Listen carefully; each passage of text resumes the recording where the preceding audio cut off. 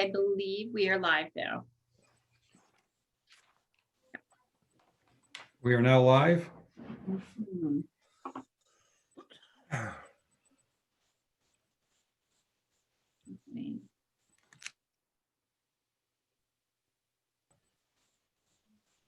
Yes. Okay.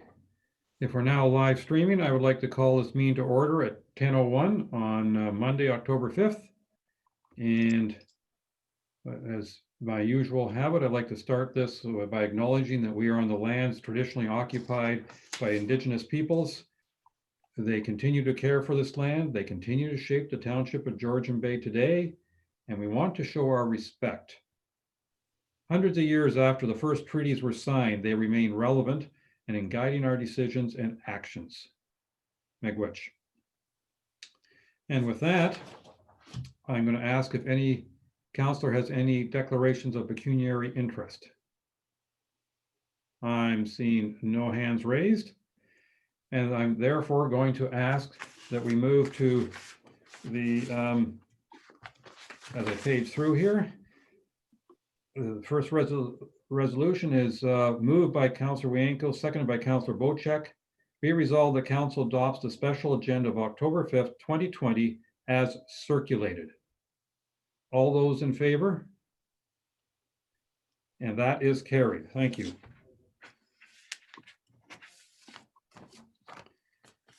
All right. We have two staff reports in front of us. The first one with regards to the procedural bylaw review. And I know that we've discussed this in August and at our September meetings, and that Clerk Way has done a fair bit of work on, including quite a bit in the past week. And so Clerk Way, I wonder if you could introduce this topic and perhaps update us as to where you're at, and if there's anything in particular you'd like to highlight about the what you put in front of us a couple of days ago. And then after that, Council, we'll discuss. Clerk Way. Certainly, Your Worship. Thank you. I did have a PowerPoint, couple of slides prepared, but my PowerPoint seems to be frozen, so I'm just going to wing it at this point. Of course, we all know, though, that the procedural bylaw, the whole purpose is for the calling, the place, and the procedures of special council meeting. I would like to make it clear that this is a draft living document. At no point today am I asking for the approval of CAL or of the bylaw. That's not the purpose of today's meeting. Maybe my PowerPoint's going to slowly start working, but I've now lost all of you. So anyways, I'm just going to keep talking, but that's okay. So I received comment from multiple members of council, which was fantastic, and taking all of those ideas. See, now we went too far. I wonder, I don't know if I can share this now. That's okay. So there was a couple of questions that I received that seemed to be consistent among all of the members. So I just wanted to kind of go over some of those to kind of eliminate some of the questions that I know I'm going to get.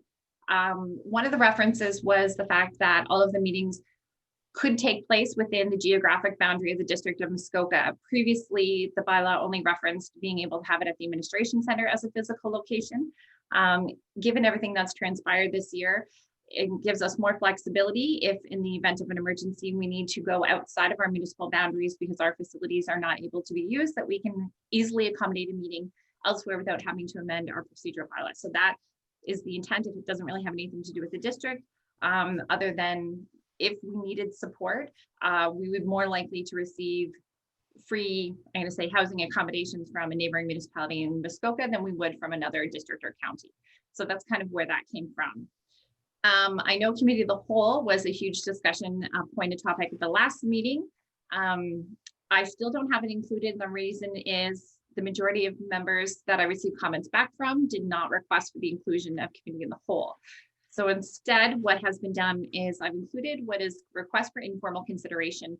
And there was, one of the comments did ask that this be a separate heading underneath the on the agenda. But the reason they didn't do that is because I felt like that restricted the ability to have that informal consideration when it was needed. So, you know, what might have seemed like a straightforward delegation or staff report partway through the debate, maybe it needed a more wholesome conversation in which an informal consideration would be more appropriate. So this avenue would give us the ability to have that informal discussion at any point throughout a meeting with any topic as needed. Another thing that has come up the last couple of weeks is the chair having final approval of all of agendas. So that used to be in the procedural bylaw and it was taken out because this way there's no political influence in any of the agendas. I believe perhaps having a chair review a draft bylaw or draft agenda might be appropriate, but I don't think having the chair having the say of what another member added on can be removed in something in that instance. So that's why that was taken out previously. There is lots of questions surrounding public meetings and the inclusion of public meetings. Our manager of planning can speak to this better, but the inclusion of public meetings is not appropriate within the procedural bylaw. That's really something that needs to be amended under our planning bylaws. So not really something that we can accommodate here. There is questions surrounding the recording equipment. And once again, this is something that's kind of been carried forward and I tried to update it, but now maybe it doesn't make sense since we are live streaming. Previously, when we weren't live streaming, there was rationale of people coming in and recording, and we wanted to be aware of where those recording devices were. And so the public knew that something was being recorded if they were in the council chambers. Obviously now everything is being recorded. We're broadcasting live onto the internet, so maybe that's not as relevant of a section anymore, but that's why that has been included. The other question I've had is how come some of the dates, reference 7 days out from this point and 3 days out from this point, that kind of thing, and how it might be easier if there's a set date, but because the weeks constantly change and how the calendar falls, that doesn't always work out well. So it's easier to count, say 7 days back. So if we move forward with this bylaw, one of the things we can do as staff is provide a calendar for members of council so you're aware of when all your deadlines are moving forward. And then there's no confusion of, what is 7 days, what is 3 days, and you'll know what all of your expectations are. So that's kind of the highlights of things that I receive consistent feedback on. But of course, I'm sure there's more questions and comments today, so I'm happy to answer anything. Okay, well, thank you very much. I think that I'm sure, like all the rest, I've gone through it and I came up with a few ideas, questions, and whatnot, and I'm sure all of you did. So I'm going to ask right now, who would like to lead off this conversation? And no, don't worry, just because you lead doesn't mean you won't be able to speak again. Councillor Cooper.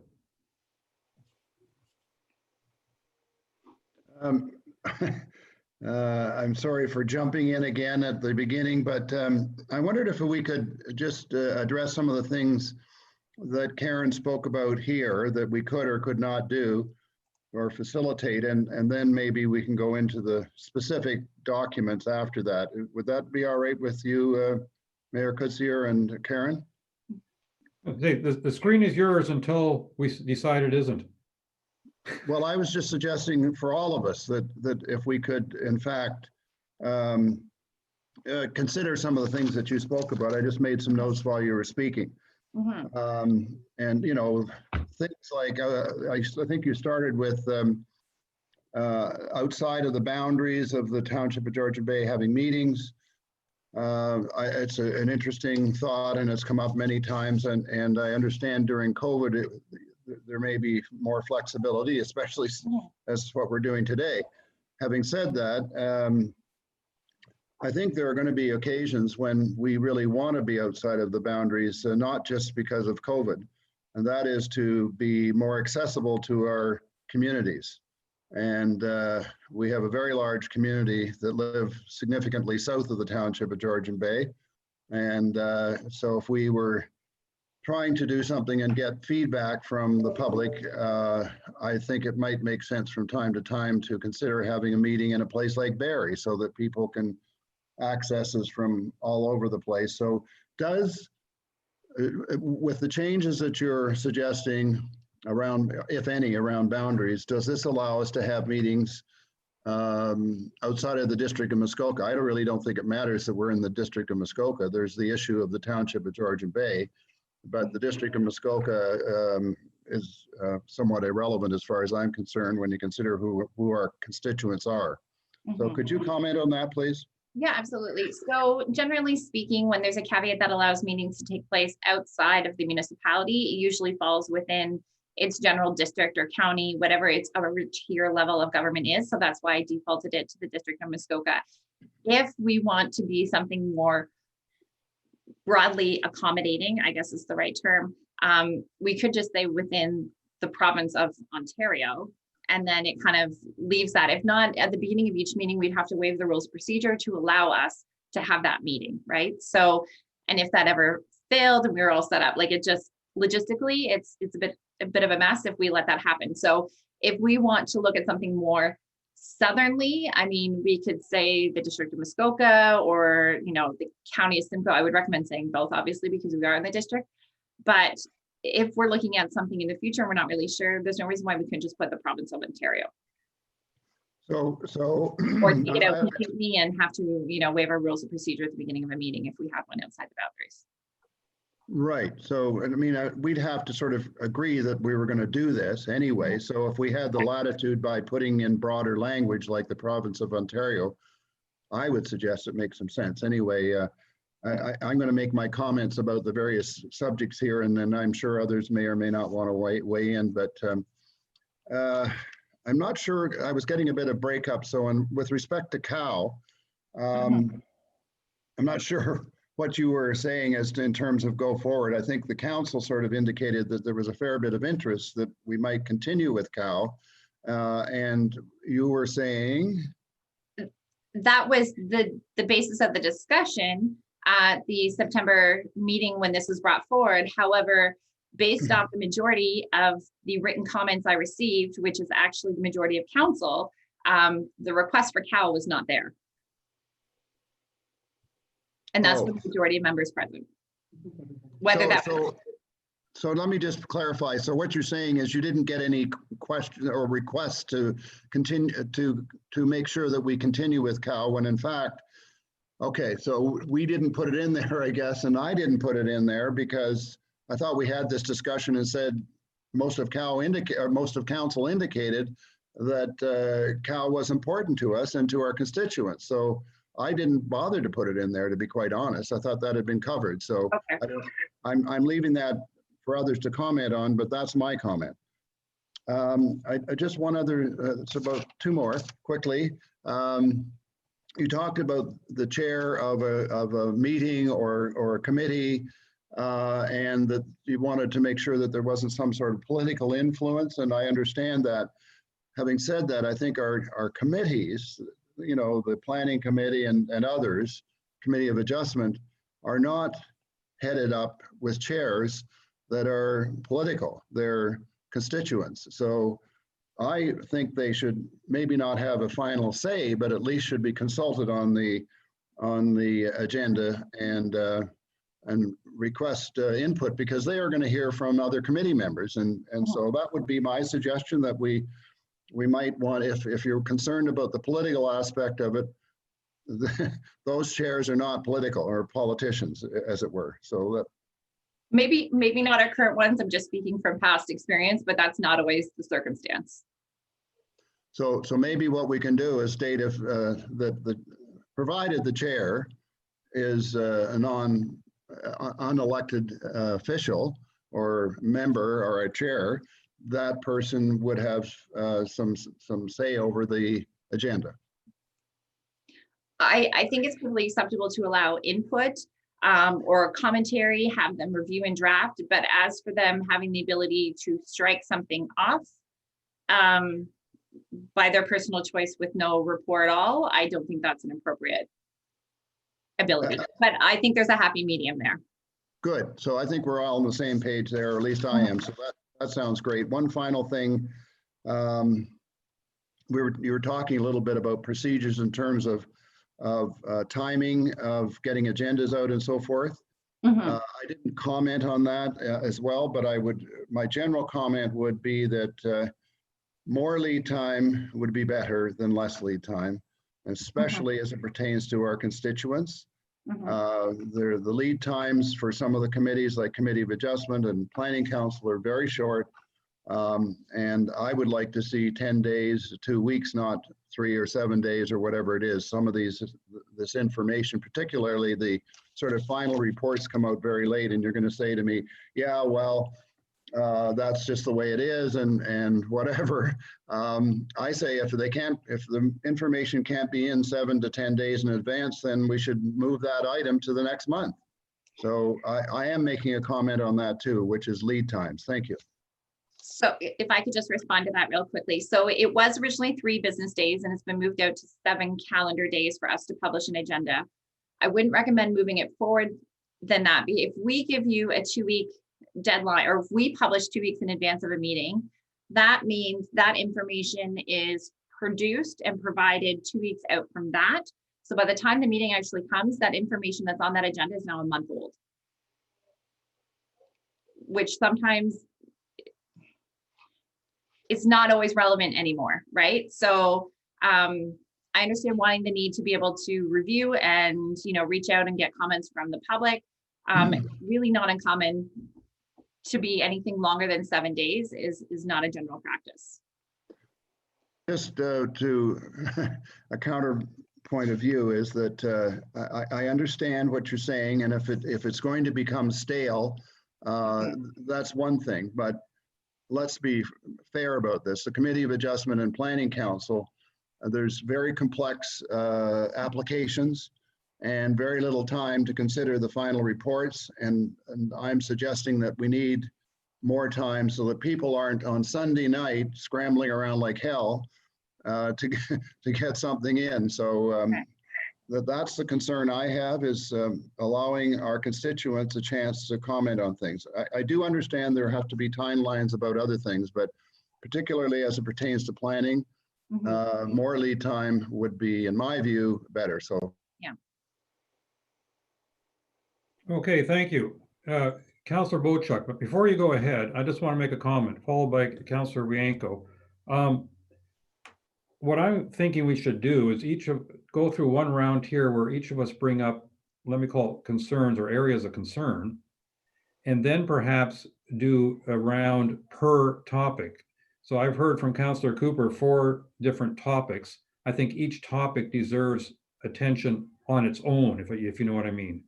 So I'm going to suggest that if the rest of you could continue in the pattern that Councillor Cooper has initiated, and that is list your concerns, make a few brief comments, and then we'll let everybody else do it. And then what I will do is say, okay, the first thing we're going to talk about is what area or geographical restriction we should have on meetings and so forth. I think that'll make it a little bit clearer as we go forward. So Councillor Bochuk, your list, please. Not so much a list, but I do have some concerns, and I want to thank our clerk for publishing a great report. I found it very handy in the first report where you highlighted in yellow highlighter the changes that are being made or proposed changes to be made. But in the second report on the code of conduct, that didn't carry through. And I know it's hard to, when you're deleting something or removing something, you can't highlight it because it's been removed. But for myself, and I'm not sure about other councillors, but it was a little hard to follow what the changes were. So I was able to decipher it and move forward with it. Commenting on 2 of the topics that Councillor Cooper commented on were my 2 concerns, and one was on the committee of the whole. I think perhaps we should have a committee of the whole meeting to openly discuss what we're going to do with the committee of the whole. I think it's a very important part. When I did send my email to you, I stressed I didn't have any real concerns outside of I'd like to see the committee of the whole remain. And to that point, we do not televise or stream other committees. We don't stream the planning committee. We don't stream policing committees or library board committee meetings. The committee of the whole purpose of the committee of the whole is to have a chair bring forward topics of concern to all councillors and have open and free discussion on it without Robert's rules being in place, so that there can be a good, wholesome discussion without wasting the public's time, sometimes on one topic for an hour or 2 hours. they don't want to sit and listen to it because it's going to come to council eventually. If it makes it through the committee of the whole, a resolution will be brought to council for a decision making. So I would really like to see the committee of the whole remain as a separate agenda and it not be streamed live like the other committees are. And then everybody can get the information from council when it comes forward to council. And a lot of this stuff never makes it to council because it's not worthy. So that's my feelings on the committee of the whole. When it comes to having meetings outside of the township, I differ from Councillor Cooper on this, mainly because looking out for my constituents, when we have matters in front of council, usually you hire a planner or somebody to represent you, and that's done, we see more often than not, you have a planner come in from Bracebridge or Huntsville or Perry Sound. The cost to bring those people into Newmarket, Aurora, Barrie, whatever, would be a lot more. We have a council's chambers for a reason. So my thought was, in the state of emergency, or when the township has declared, or the mayor has declared a state of emergency, then we can look at an alternative procedure that allows us to move our council meetings away from the chamber. I would see no other reason to move a council meeting away from our own chamber in Township of Georgian Bay, unless it was a state of emergency. So I think it's very simple that all council meetings will take place within the township, except for in the case of an emergency, when they can be moved to, and then we can come up with a common consensus on whether it should be in the district of Muskoka or include Simcoe County or whatever. But I don't see any reason to have a council meeting anywhere else but where we currently have them, unless it is a state of emergency. I'll leave it at that for now, and we can hear from some other councillors. Okay, thank you. Councillor Rienko, I believe your hand went up. Thank you very much. Yeah, I'll just comment on a few of those things. Yeah, meetings outside the township, I agree that all our routine meetings should be held within our township. And on emergencies, yes, we may have to leave the township, but I think maybe also give the option to have special meetings. If we can get 2/3 of the people to agree that we need to have a special meeting outside the township, maybe on a planning issue like we have had in the past, we could probably, if 2/3 agree, but have a special meeting outside the township. So I would support that, but all routine meetings and committee meetings should be held within the township. I agree that the chairs, including the mayor, for the council agenda should be reviewed by the chairs. When I was on the planning committee up at the district, that was routine. All the chairs up at the district get to review the agenda before it goes out. It just gives them an idea of the magnitude of the issues that are going to be on the agenda. And occasionally I've juggled the agenda sometimes, but mostly 99% of the time, the agendas, I was just made aware of them, and that's all I really wanted. Cow, I do believe we should keep cow, and we can find out how many people want that, but it sounds like 3 of us so far want to keep the cow. On scheduling, notices of the agenda, I think you talked about 7 days. I agree with the 7 days. And no longer than that. One thing we have not really utilized in the past is supplementary agendas. So if anything happens within that 7-day period, a supplementary agenda would come up or be issued. But I can't remember the last time I saw a supplementary agenda at the township level. We do get it at the district level, but I really don't remember it ever happened at the township level. And just my last comment, I think when we go through this today, I wouldn't mind going section or schedule by schedule. And there's what, about half a dozen different schedules. I wouldn't mind going through each one because I want to make sure some of my points that I made are included in the discussion. So at some point, I wouldn't mind going through each of the schedules of the procedural bylaw.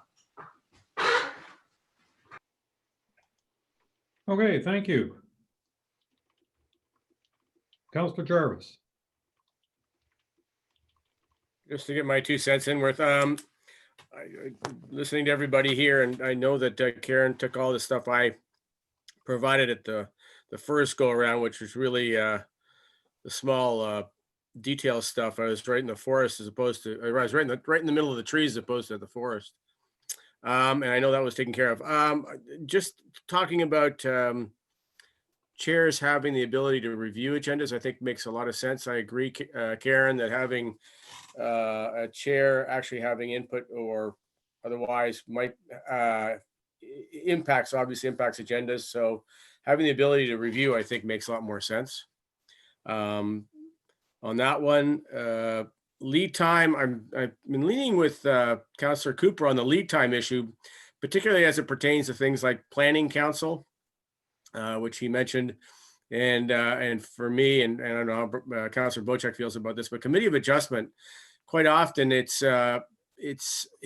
inherent on us as members of committee of adjustment at times to go and look at sites for which there are applications, and we need the time to do that. I think in times of the year it'll be more difficult than other times of the year, but having a little more lead time on those items gives us that ability to do so. I know that prior to the previous committee of adjustment meeting, 1 or 2 members of the committee were actually at a few job sites just prior to the committee meeting. So, which, that's pretty short notice. So I think we need to figure out how we can allow for more lead time on issues for planning council. And in my case, it'd be committee of adjustment. And then on the issue of cow, I am in agreement with Councillor Cooper in that I thought we had discussed this at our last meeting, and in that there was concern that cow had been removed, and perhaps it would be something that we would mandate as being available to be used when and if needed, as opposed to scheduling it in automatically. Just have it as 5 times a year or whatever is necessary to allow for that public input. Whether it would be nice if we could incorporate it as part of our official council agenda, but that agenda can be quite long as it is, and allowing a time for public input could really extend it, almost make it the same as it would have been had we had a cow meeting officially anyway. So I like the idea per the discussion we had at our last meeting, which was to allow cow to occur, but not on a regularly scheduled basis, but on an as needed basis. That's it. Thank you. Councillor Douglas or Councillor Hazelton, you're the 2 that remain. Councillor Douglas. Good morning, everyone. Karen, thank you for all the work you've put into this. It's greatly appreciated. Just hitting on a few points here. I'm going to say with cow, I agree with that we should be keeping cow, but maybe scheduled as needed. I would agree that we perhaps don't need it every month, but as needed would be sufficient. But I do think we should keep it. I think it's very valuable for us to be able to have open discussions. I'll try not to make this too long here because you guys have covered a lot of things. Meeting of council outside of the township or the district. I think that we should keep everything in-house unless we've got a special meeting, such as a public meeting that really is contentious, or it's really something that our seasonal people really would be taking interest in. And I think that the only thing that I wonder about is how technically difficult that would be to do it, and also live stream. So, I foresee there being some problems with that. I'm not opposed to it, but I think that most of our meetings should be held in the township. When it comes to the scheduling, I'm greatly appreciative of 7 days. I mean, 3 days has always been a little bit tight, but 7 days I think is sufficient time for most things. There may be the odd thing that needs a little bit more time, but maybe there's some provision that we can put in there for other items that do need more time. And as far as the committee of adjustment, more lead time, I think that's quite difficult for our planners. And so I see that being a little bit problematic for not only the committee members not being able to visit the property. I mean, I agree that there is some issues there, having sat on committee of adjustment, but I think too, you have to be considerate of the applicants too, because, it's a very short window for building. And for them to wait for 2 months, they could lose their window of opportunity really to get builders or to even get a project off the ground. So I think we have to be a little bit careful on how we handle that one. And obviously, if it's something that's very contentious or very difficult, then it's going to get deferred or maybe a request for more time. So, Karen? I was just going to say, specific to the Committee of Adjustment, the public notices go out 20 days in advance, and I think in some cases 30 days in advance. So, anyone who's a neighboring property has lots of notice prior to that specific agenda coming forward. I'm thinking more so for the members themselves to get out to the property, but I realize that the planning department, it takes quite a while to get all the reports done. So, yeah, I think that there is an opportunity within the meeting itself, if it's really something that is difficult, that members of the Committee of Adjustment could ask for more time on it. But I'd hate to see that be put onto our residents when they're putting in applications where, they'd be waiting for 2 months. It is a short window. Well, that's just my comments on that. Excuse me. And I do think that, it's good for the chairs to get a copy of the agenda in advance just to comment on. I think that's fair enough to say. And I think that's it for me. Thank you. Councillor Hazelton. Good morning. So lots of good things already said. Regarding the dates and times, just one minor clarification for you, Karen. I do know that notices go out to the public that Committee of Adjustment meetings are going to discuss a particular topic, and they go out 20 or 30 days in advance. I get that. The staff reports don't go out in advance, and so what's important is you may find out that somebody's planning to do something, but you really don't have the details or the guts of it until the planning report or the council package or the planning council package or the Committee of Adjustment package gets published. And so I think it's important to understand that the telling somebody that something might happen is like a tenth of the story. And until you get that package, you really don't know what's going on. So I think the need for notice continues to be important. So I think that's critical. This topic of Committee of Adjustment, Committee of the Whole. I think from certainly there's a lot of conversation about Committee of the Whole. I don't have a lot of firm ideas on it, other than the two key topics that we're talking about today, I think, are perfect candidates for a Committee of the Whole concept, whereby we have an opportunity to engage in dialogue and discuss, and then hopefully go away and continue to think about the things that we've talked about, and then come back one more time for final approval. And if that's really what Committee of the Whole is all about, it's informal discussion, perhaps some debate, but certainly a lot of discussion, and then reconsideration at a future time to finally approve, then first of all, I think that's a perfect process for what we're dealing with today. And if there is no way of embedding that into a council or planning council agenda process, and I was kind of hoping that the concept of informal discussion would be something where you could put an agenda item on the agenda and pre-designate it to be informal discussion, so it could be equivalent to a Committee of the Whole discussion. But if we don't have that ability, then I will agree with all of the other councillors who are saying Committee of the Whole is important, maybe not on a routine basis, but certainly I would say, as I've already said today, Committee of the Whole for these two key topics, I think is appropriate. I did also have one specific addition that I thought was useful, and I wanted to just throw it out there again in Schedule E, where we talk about quorum and related matters.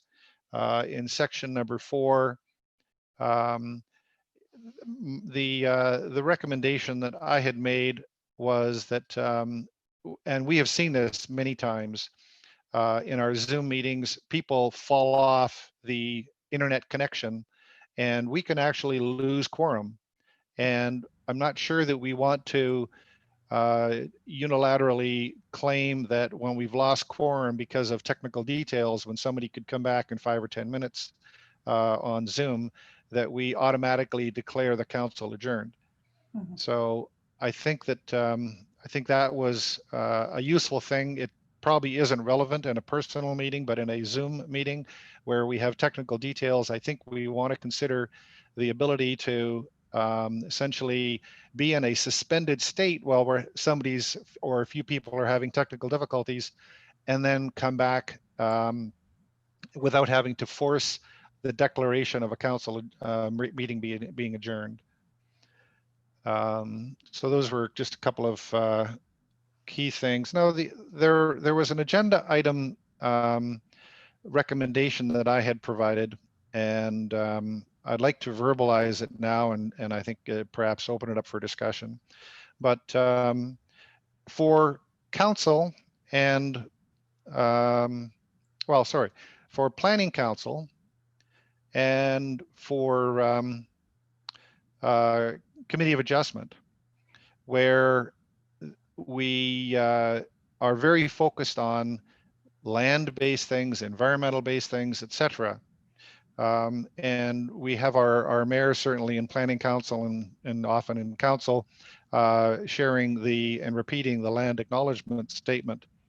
I think it's probably useful for us to, if we're going to refresh that message meeting by meeting, that we also consider refreshing the guiding principles of the Township of Georgian Bay, which is really our strategic vision.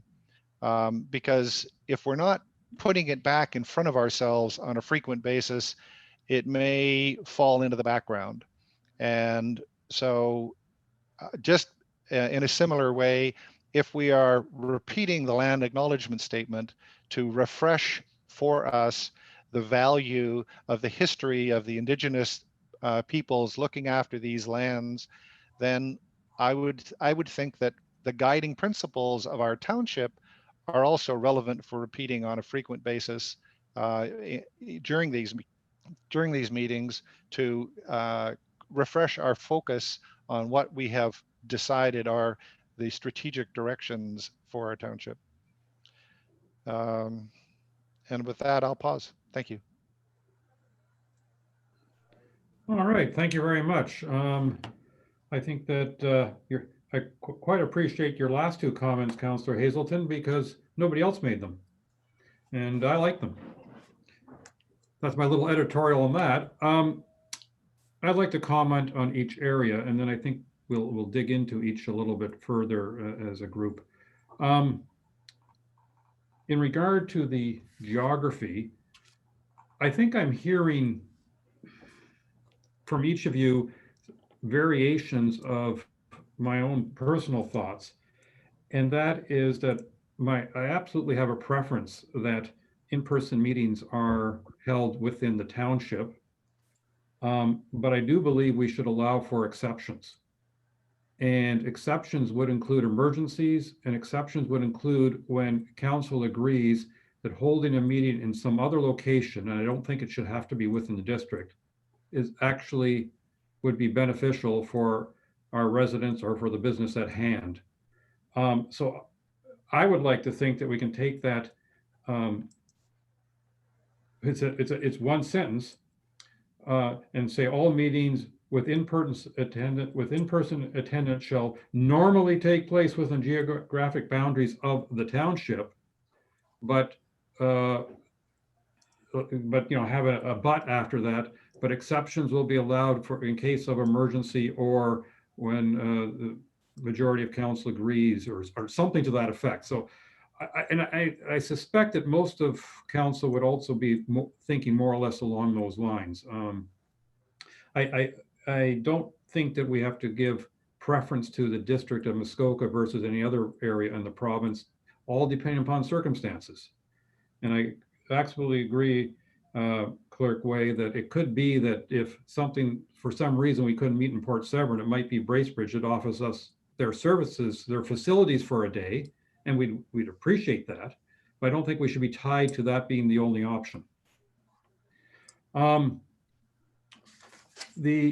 As far as the chair having, let me call it, some control over the agenda, I fully appreciate the concern expressed by the clerk and the CAO to me in the past that they do not want the chair to have final say on the agenda, exactly for, as they say, political reasons. Councillor Bocek may bring forth a resolution, and I think isn't worth our time of day, and I'll just delete it. Well, is that fair? Is that appropriate? Absolutely not. And sorry, Councillor Bocek, I just use you as an example, because I could pick on anyone. That's probably a good example. Okay, but having said that, I also fully agree with my fellow councillors in that I believe it is appropriate for the chair to review the draft agenda, to offer some potential input, insight, suggestions. Not that they have the final control, but I think that, because they're often seen as the vehicle in which other members of their committee or council may make suggestions of what should be there or what not. I do believe we should allow the chair to have a review of the draft, but I would not want the chair to have final say. And even when the chair is a chair of a committee, I can imagine that is actually in some cases being more of a political appointment as well, because after all, the chair of the committee in some cases, not all, in some cases was selected by council. So it was a political body that selected that chair. So I think this rule should be for all folks, whether they are elected by the outside residents, whether they're elected by council, or whether they're elected within their committee. I think they should have review possibilities, but not final say, because if staff absolutely believes that some item is important, I don't think the chair should be able to say to staff, nope, we're not going to consider it. And because if that particular committee or council says, no, that's not worth considering, staff will hear it very clearly when the group meets. Timing and lead times. I know we can argue this back and forth, but I think it's very significant that we're taking lead times that have been for most groups 3 days in the past and now moving it to 7 days. I think is a significant step in the right direction. I am nervous if we extend it too far, that we will be delaying the process more than necessary. But I am optimistic that if we can get the reports out 7 days before the council or committee actually meet, I think that more than doubles the time that the residents, the neighbors, the applicants have to review the report that will be considered. So I think that I'd personally be very much in favor of us going to like that 7-day lead time for all cases. Though I do agree with Councillor Wienko, we should make the allowance for a supplementary agenda if something comes up in the last week or even 10 days that the staff couldn't make a report on, that we can add that to the agenda if necessary. If waiting a month is not possible or not advisable, shall we say. As I started off with, I absolutely agree with the point that Councillor Hazelton brought up with, I hate to see us an electronic meeting here. All of a sudden, we have a blip and we are adjourning. No, I think we should be recessing in that case to see whether or not whatever the circumstances are can be fixed within the next 5 or 10 minutes. I think that option should exist, that we can recess before we automatically adjourn, if I can put it that way. And I like his idea of, I'm going to call it expanding the land acknowledgement to have a few other, let me call it guiding, as he put it, guiding principles or ideas to be reminded of those thoughts before we jump in to the meeting. And I think that is a valuable suggestion. And whether or not we decide to put in procedures or policy, I believe Councilor Hazel, I'm just going to borrow it and do it anyway. But putting in policies and procedures may make it a little bit better for everyone, if council so thinks. Which brings me to the last topic that I wanted to input on, and that is the whole discussion around cow. And I will be quite honest with you, I have mixed feelings about cow. What I think is, let me call it wrong about cow, in my mind, is the delay and the inefficiency that I have sometimes seen in the past. And I'm talking about prior councils as well as our own. So I'm not trying to be unfair to anyone, but sometimes a topic comes in front of cow, we discuss it, we, at the end of that discussion, pass some sort of resolution saying that this and this idea should be presented to council. And then 1 month later, the exact same people get together and we do it all over again. And I'm thinking, well, now we're just wasting time, because, and it's even worse when sometimes we've forgotten what we discussed the month before. And so it all has to be repeated. And to me, that month delay, and the fact that because of that month's delay, we were repeating ourselves and reminding ourselves what the discussion was, I find inefficient. What I do like is, for instance, what we've done now. We, at our council meeting in September, decided that we needed more discussion on procedural bylaw and code of conduct.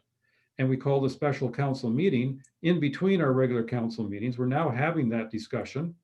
And so then when we go to our council meeting 2 weeks from now, I think it's 2 weeks from now, isn't it? Or is it next week? Next week. Next week. It'll be fresher in our mind and we won't discuss everything.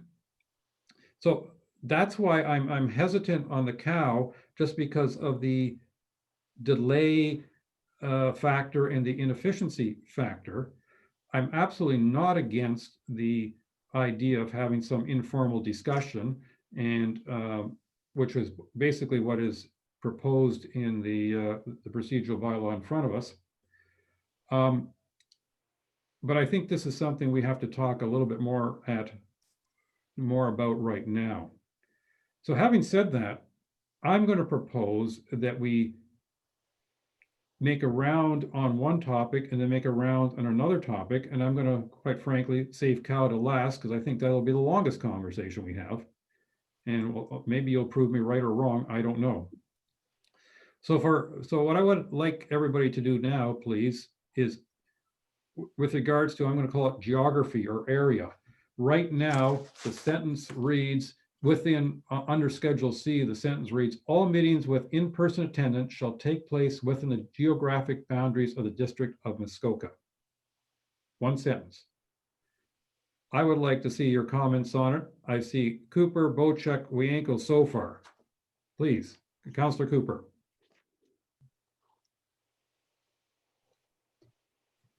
Thank you, Mayor Kutzier. And I've really enjoyed this discussion around the boundaries. And I think there's some real merit in maintaining most of our council meetings at our facility in Port Severn.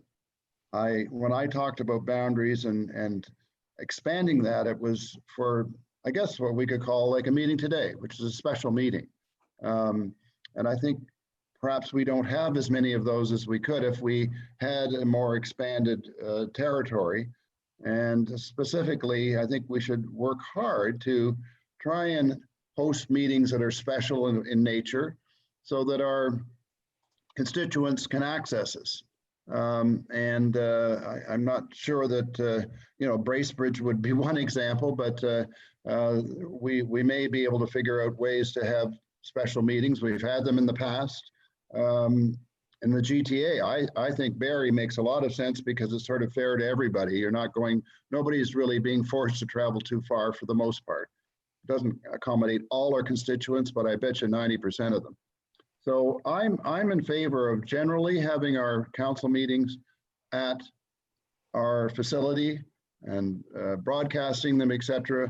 But I would very much support the notion of having Ontario as the boundary and on occasion, in fact, make an effort to host some meetings where our constituents can access this, especially in the winter months, which are not fun for travel. Thank you. Thank you. Councillor Bochuk.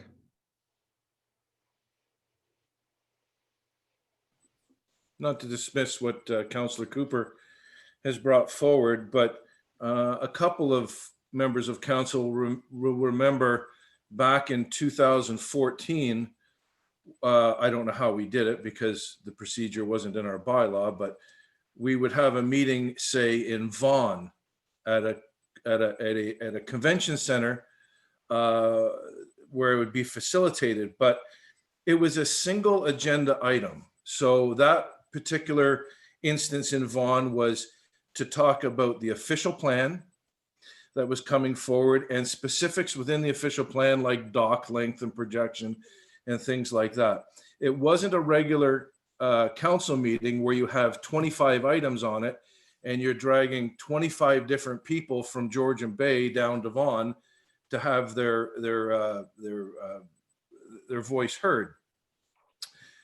We have live streaming, so no matter where you're located, and we have a council meeting in the Township of Georgian Bay, it doesn't matter if you're in Victoria, BC or Vaughan, you're able to watch the meeting no matter what. So I'm not opposed to having meetings outside of the township, as long as it's a single agenda item, such as a discussion on amendments to an official plan or something like that. But you can't have multiple, you can't have a regular council meeting out of the Township of Georgian Bay because you'll be dragging all the constituents, lawyers, planners, planning staff, everything out of the township. So special meetings with one agenda item, I could see moving out of the township. Thank you. All right, thank you. I think Councillor Wienkel, I think I acknowledged you with your hand being up. Yeah, I got a couple of issues. Can you read that statement again? What's in the procedural bylaw, Peter? Sorry, can I interject just for a second? Because there's a lot of focus on this one statement, and it seems that the paragraph before is being lost, which states that as per the calendar, which is approved by council, meetings will be taking place at 99 Lone Pine Road. The statement below, which reads, all meetings with in-person attendance shall take place within the geographic boundaries of the District of Muskoka. That's a caveat or an exception to the fact that the approved calendar, regular council meetings will take place within the council chambers. Sorry, I just wanted to clarify that. Okay, well, that's what I wanted clarification too, because I think all the routine meetings should take place in our township and not go outside the township for routine. On the supposedly meetings we had in Vaughan, they weren't meetings, they were open houses. So we've never had, in my 15 years, we've never had an official meeting outside the township where councillors are required to attend. So I think those Vaughan ones are mostly open houses. If we are going to leave the township and go somewhere else in the district or outside someplace in Ontario, the problem is, if we're trying to accommodate the public and we go to a place where there's no live streaming, we've defeated ourselves. You know, we may appease a dozen or so people who can show up in person, but we're not live streaming. So all the other potential people who want to listen in can't listen in. So I think if we go anywhere outside the township, we have to have live streaming. So if we're going to go to Barrie, somehow we got to have live streaming, or we're losing some of our members. So those are the two issues I have on that one topic. All right, thank you. Councillor Jarvis. I'd like to thank Karen for refocusing our thinking here. And what I'm finding with the previous three speakers is almost a different explanation for sort of the same thing. Councillor Cooper talked about special meetings, not our regular agenda calendared meetings that would be at Lone Pine Road, which makes total sense. I think that it's understood, apropos of Councillor Wianko's statement, that any meeting we have as council would have to be live streamed. I think it's just a fact of life. That's with technology today, that's the way it's going to be. As per comments made by Councillor Bocek, I think it's imperative. There's a very much a public aspect to what we do, and having live stream helps. Being able to have public input at wherever we decide to have our meeting is extremely important. And I like this. I like the concept as proposed by Councillor Cooper, that if in certain circumstances, and I suggest that during the winter, it may be difficult for the bulk of the public that are our constituents, particularly for myself, they're almost all my constituents. It would be certainly easier for them to get to a place that's closer to, say, Southern Ontario, and I'll pick Barrie as the example that Councillor Cooper used. And Council and Barrie have chambers with video, so I presume that's something we might be able to get from them depending on timing. But I think we got to allow ourselves that flexibility. And I also just caution, this sounds really strange and really out of the blue, but we got to be careful to make sure that the meeting doesn't get totally off base, and because a new bunch of councillors decide that we'll have the meeting up in Sudbury, so people are deliberately excluded for going to the meeting. So we got to be careful how we put that in if we decide to go with it. That's my only comments there. But I like what everybody else has already said, and I think I'm in agreement with actually all of it, because it all sort of comes together with that one statement below the paragraph there, Karen, and that we've got to give ourselves a little bit more latitude. But obviously, our calendared meetings, other than during states of emergency, would be held at Lone Pine Road. All right, thank you. Councillor Douglas. Thank you. Yeah, at the risk of, repeating everything that has just been said, obviously we need to have the meetings live streaming. So wherever we go, we would need to have that ability. But I do think that we should have some flexibility in our ability to ask for special meetings outside of the township on occasion when it comes to certain topics. But I do also think that that is something that we should agree to with each request to have that meeting. Whatever the meeting is, it should come to council for an agreement with council as to everyone agreeing to that. And I don't really see that being a big problem, because if it is something of a special nature that is of interest to our seasonal people, especially being our larger population, I would think that would be the correct thing to do on certain special topics. And I also think it shows a level of support and flexibility to our public that we are looking at that and willing to do that. So I too agree that we should have flexibility there, but I do believe that it should come to council first to be acknowledged by all of us in council, that that's what we should be doing, and that we all agree to that. Thank you. Councillor Hazelton. I'm fine with meeting at Lone Pine Road, and where we have special topics that we should not be constrained by District of Muskoka, that we should hold these other special meetings wherever we want. I'm just wondering though, is it possible that we don't need to deal with this in a formal policies and procedures, but in fact we pass a resolution at some council meeting to suspend our policies and procedures to hold a special council meeting wherever we want? I mean, we've done those kinds of things in the past. Is that a path forward? Well, Councillor Hazelton, I'm just going to borrow from that, because I was going to make a suggestion to everyone, because I noticed, of course, now we're busy reviewing this. That sentence with its District of Muskoka line in it comes under the title of regular meetings. And then we have a special category for special meetings. So I'm wondering, under regular meetings, if that sentence were changed to all meetings with in-person attendance shall take place within the geographic boundaries of the Township of Georgian Bay, whenever possible, or something to that effect. And then under special meetings, add an extra point under, let's say, I, special meetings with the approval of council can be called anywhere, can be called outside the Township of Georgian Bay, or something to that effect. Because I think that way we state a clear preference that we have most meetings would be within the township, but under special meetings, we do allow, with council approval, the possibility of a special meeting outside the Township of Georgian Bay. I'm looking for head nods and whether you think that this is the way to go. I'm getting enough head nods that I'm going to throw that back at the clerk. Or Councilor Rienko, you wish to comment? I still want to get back to this point. If we do go outside anywhere, we got to have live streaming. So I think that's got to be part of the decision, that we're not going to go to a place where there's no live streaming. So I think that's very, very important. Let's make that part of that additional point under special meetings then. Councilor Cooper.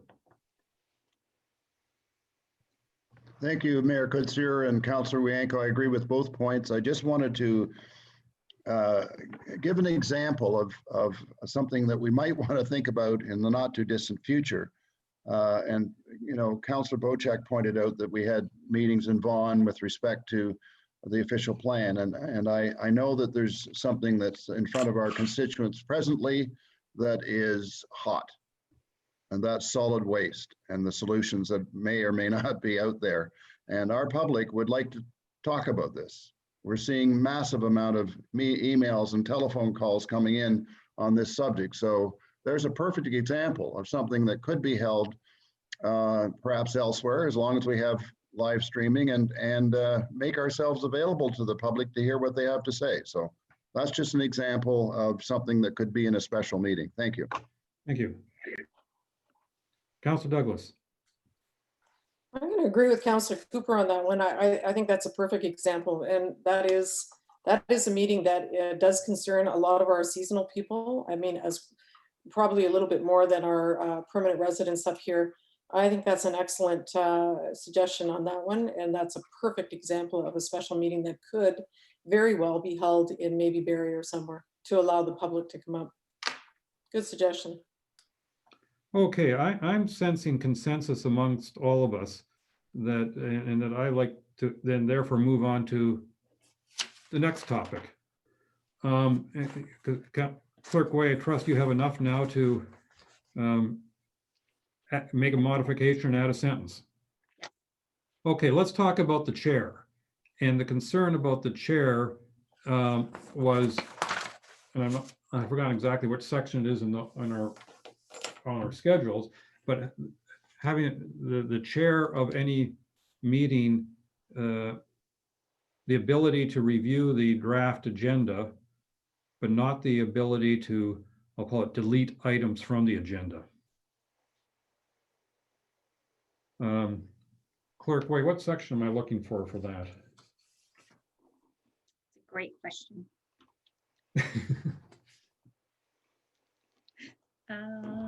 I think it's under agendas, if I were to.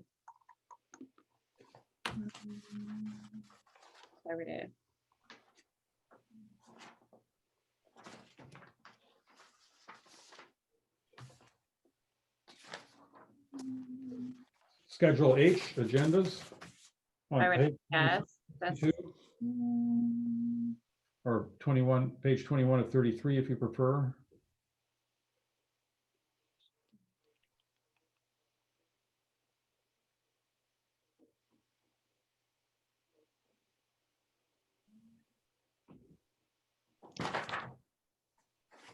I think it's silent. It doesn't specifically say they can't. I just know that came up last week.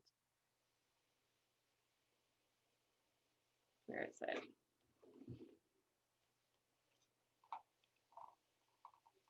I won't find it because you're all waiting for me to find it. That's how this works. Well, yeah, we never would want to put any pressure on you.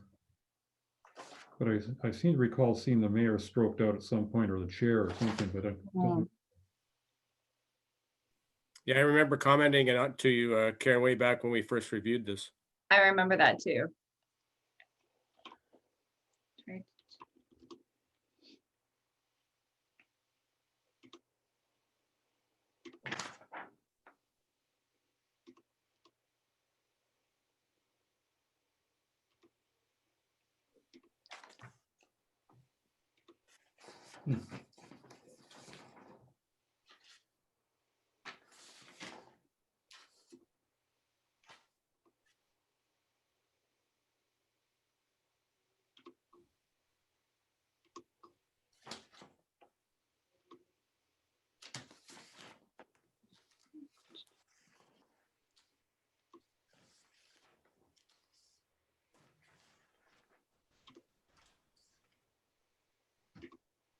Your worship, Yes, can, while the clerk is looking, can I just Right. provide some comments that I've been writing down?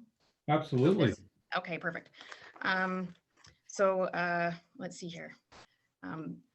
Councillor Rayenko and I think Councillor Douglas both mentioned that the meetings that we had outside of the municipality were in fact open houses for the zoning bylaw and official plan. So they were not chaired by a member of council. They were chaired, sort of organized by the consultant at the time. So that's typically the only time we would have something outside of the municipality.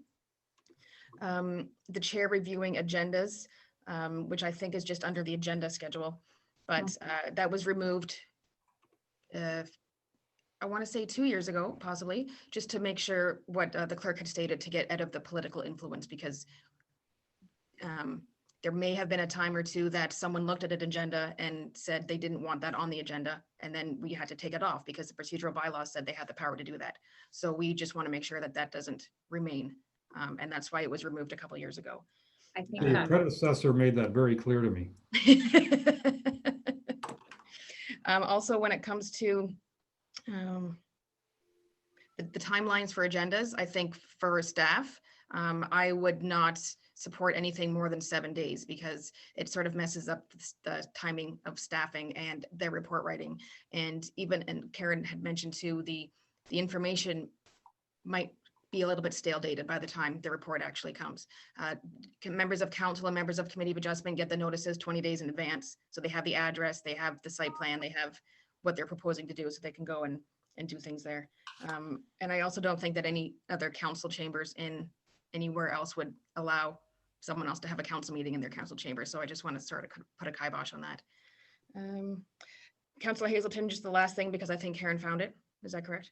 I didn't find it, but I think you're correct. It's not in here because we don't give, I think it was in there saying we gave them approval, but it got removed. So now it's not in here at all, but it came up last week as part of the discussion at Waste Management Committee. So that's why I wanted to make sure that was addressed today. Yeah. Councilor Hazelton mentioned the guiding principles of the township and refreshing those. So that's a separate activity altogether in our strategic plan, which is actually on our radar to sort of bring back to council to give you sort of like a report card of where we are with it. And then we can have a more fulsome discussion at that time about our the guiding principles of the township. I think that is all I had to comment on all of that. Can I make a comment here under Schedule B, roles and responsibilities? You fine. 2B, the mayor is taken out. Where the clerk determines that the number of agenda items for the day will likely result in significant overrun of the allocated daily meeting time, the clerk, in consultation with the CAO and mayor, which is crossed out, may arrange alternate meeting dates. I think that was part and parcel of everything we just Ms. Gunby just noted, and what you and I talked about earlier, Karen, in my questioning why the mayor was taken out of that. So it's sort of same reasoning, but a different sort of situation. And I guess that just brings everything to light. But I think that's what that was all about from my perspective. Okay, and so that's at the very bottom, Schedule B, 2B, the very bottom of page 8 of 62 or 6 of 33, depending upon whether you're looking at your page numbers at the top or bottom of the page. And that's where the mayor, in her previous light, may arrange alternate meeting dates for the matters to be heard. I think we're dealing with sort of the same type of circumstance where we want to sort of take out the concept of political intervention in the scheduling of meetings. So, and I'm in agreement with the removal of the mayor, and in this circumstance, and as per what our CAO has just noted as well. So it's Councilor 2A. Yanko. Sorry. Okay, CAO Gunby followed by Councilor Yanko, Cooper, Bocheck. So you were just referring to item 2B, so 2A. So just to clarify, it used to say that duties of the clerk were in relation to the meetings. It used to say in consultation with the CAO and the mayor, determine, publish, and distribute the agenda for all meetings. So that's why you can't see any reference to it now, because it was taken out last year or 2 years ago. So if you Okay. wanted to change that to in consultation with the CAO, determine the agenda, but also include the chair in there somewhere, but word it so that they're not responsible for determining the agenda. My suggestion. Councilor Cooper. Oh, sorry, Councilor Yanko. I acknowledged him first before Councilor Cooper. I apologize to both of you. I want to just give some examples of where it might be wise for the mayor or the chair, well, especially the mayor, to review the agenda. I think it may be something we may want to put in that the chair cannot eliminate an issue on the agenda prepared by staff. I can accept that. So the mayor or the chair can't delete an issue. But often you could combine maybe two issues into one. If you have a couple of councilors coming along with resolutions, you may want to combine them. That may be something the mayor could help out with, because he may know more depth of the issue. So you could probably combine issues. If we're going to keep the committee of the whole, I can see the mayor going through the agenda that says, this item probably should be moved to the committee of the whole, because he believes that it should or might have a long discussions. So there's a couple of examples where the mayor could come in and have things moved around. But to eliminate a topic, I think that maybe should be prohibited.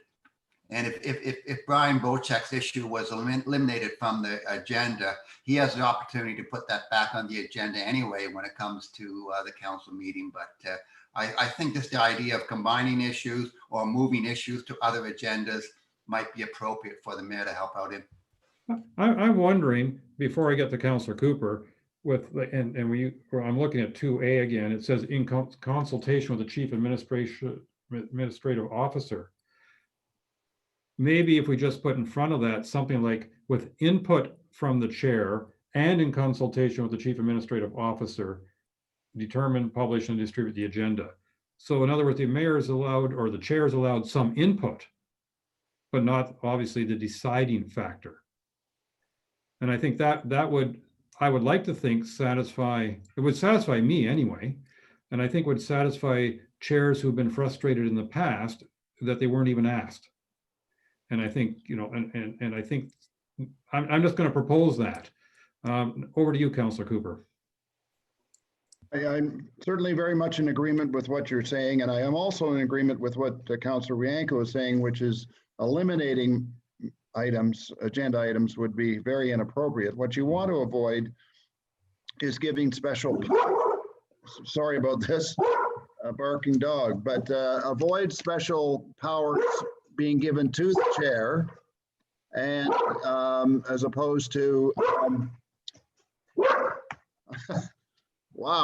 avoid special powers being given to the chair. And what we really want that chair to do and to be able to do is to review and maybe make recommendations along with staff or the CAO. I think that's really what we're trying to say here, is that we want this person to be able to review and maybe even make a recommendation as to what is there, but not remove. Anyway, those are my thoughts. Thank you. And I like what you said too, Peter. Thank you. Councilor Bocheck.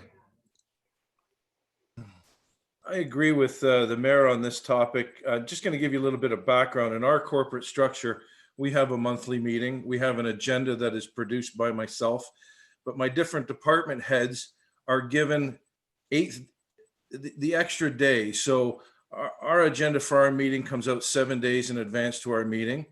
The chair of our meeting gets it 8 days before, and he has 24 hours to comment back to me of any concerns he has with the agenda. Obviously, I make the agenda, and the agenda that comes out is going to be my agenda, much like our clerk. But if we're going to give 7 days, 24 hours before that, if the chair gets it, reads it over, and has any comments to bring back to the author, they can be constructive. And at that point, the clerk has the ability to make a change to her agenda, but ultimately has the final say. So just my 2 cents. I agree with the mayor that, you know, the chair, it was put in by Robert's rules to chair the meeting. If he's not in favor of the way the agenda is constructed, maybe because, well, these people are coming from Huntsville and they're both here in the morning, let's put them on the morning part of the schedule, and so that they can leave together instead of one in the morning and one in the afternoon. Just simple things like that. But ultimately, no, the chair should not be able to change the agenda, but can comment on it. And if the clerk wants to make changes, then she can do that. She has 24 hours to basically produce the amendments to the agenda and then distribute them to the members of the committee. So my 2 cents on it. Thank you. Do we more or less have consensus on the chair role? Clerk Way, any further clarification required on this one? Okay. Such progress. So we talked that. Okay. Timing or lead times, whatever, however you want to word the topic.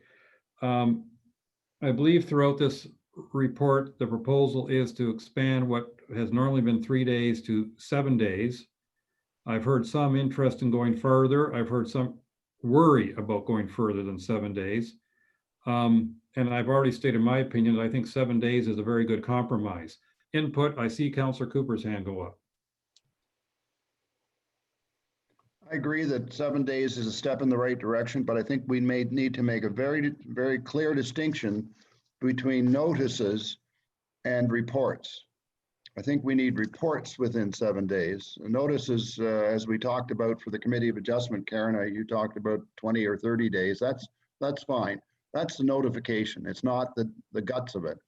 So I'm really just wanting to make sure that we are very clear that this is a full report that comes forward. And I would just, you know, I know there was some comment about, you know, the applicants and the lead time, et cetera, and I'm sympathetic to that, but I would remind some of us that in some municipalities in Ontario, certainly the bigger municipalities, some of these applications don't come forward for 6 months.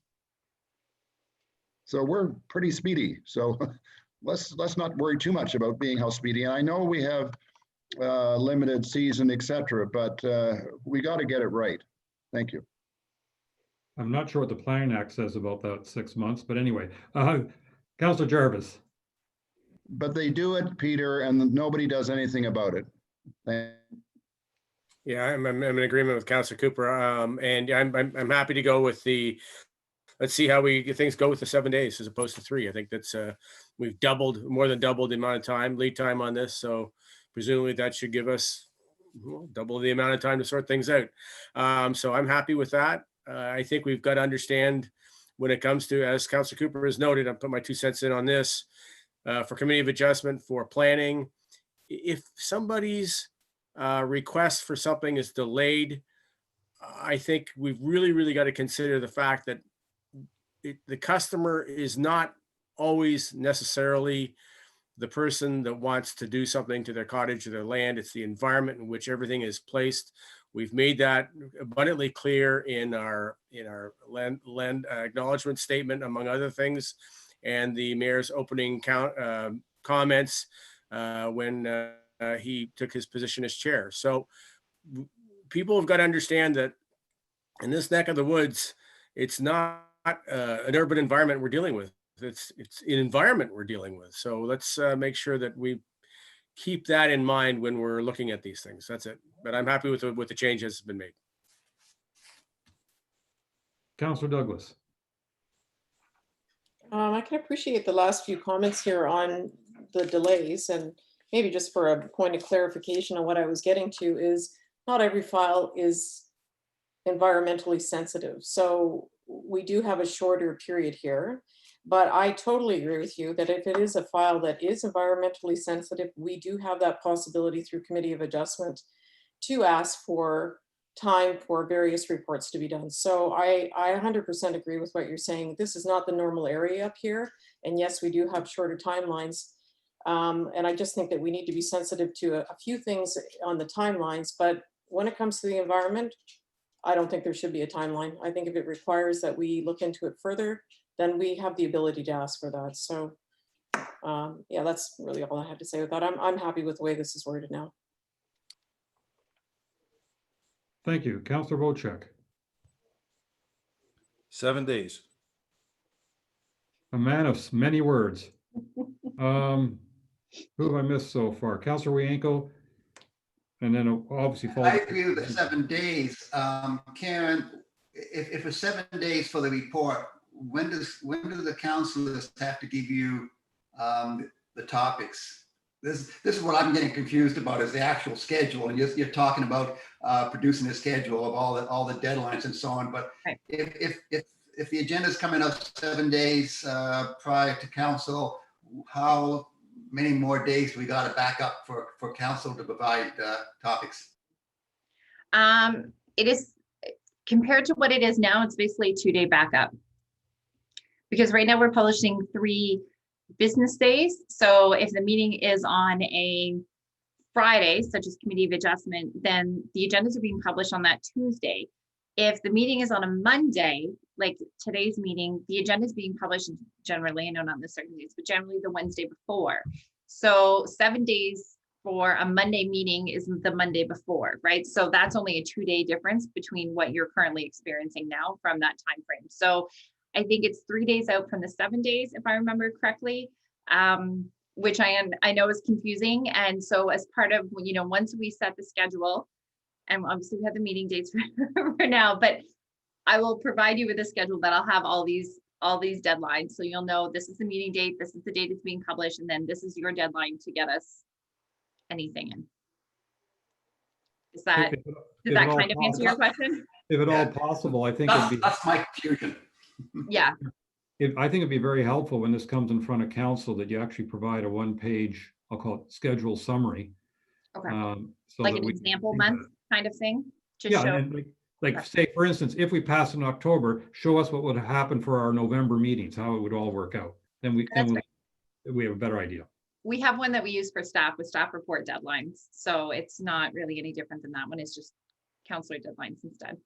Would appreciate that. Mm-hmm. Councillor Hazelton, any comments you want to add? No. Okay. I think we've given instructions on that. And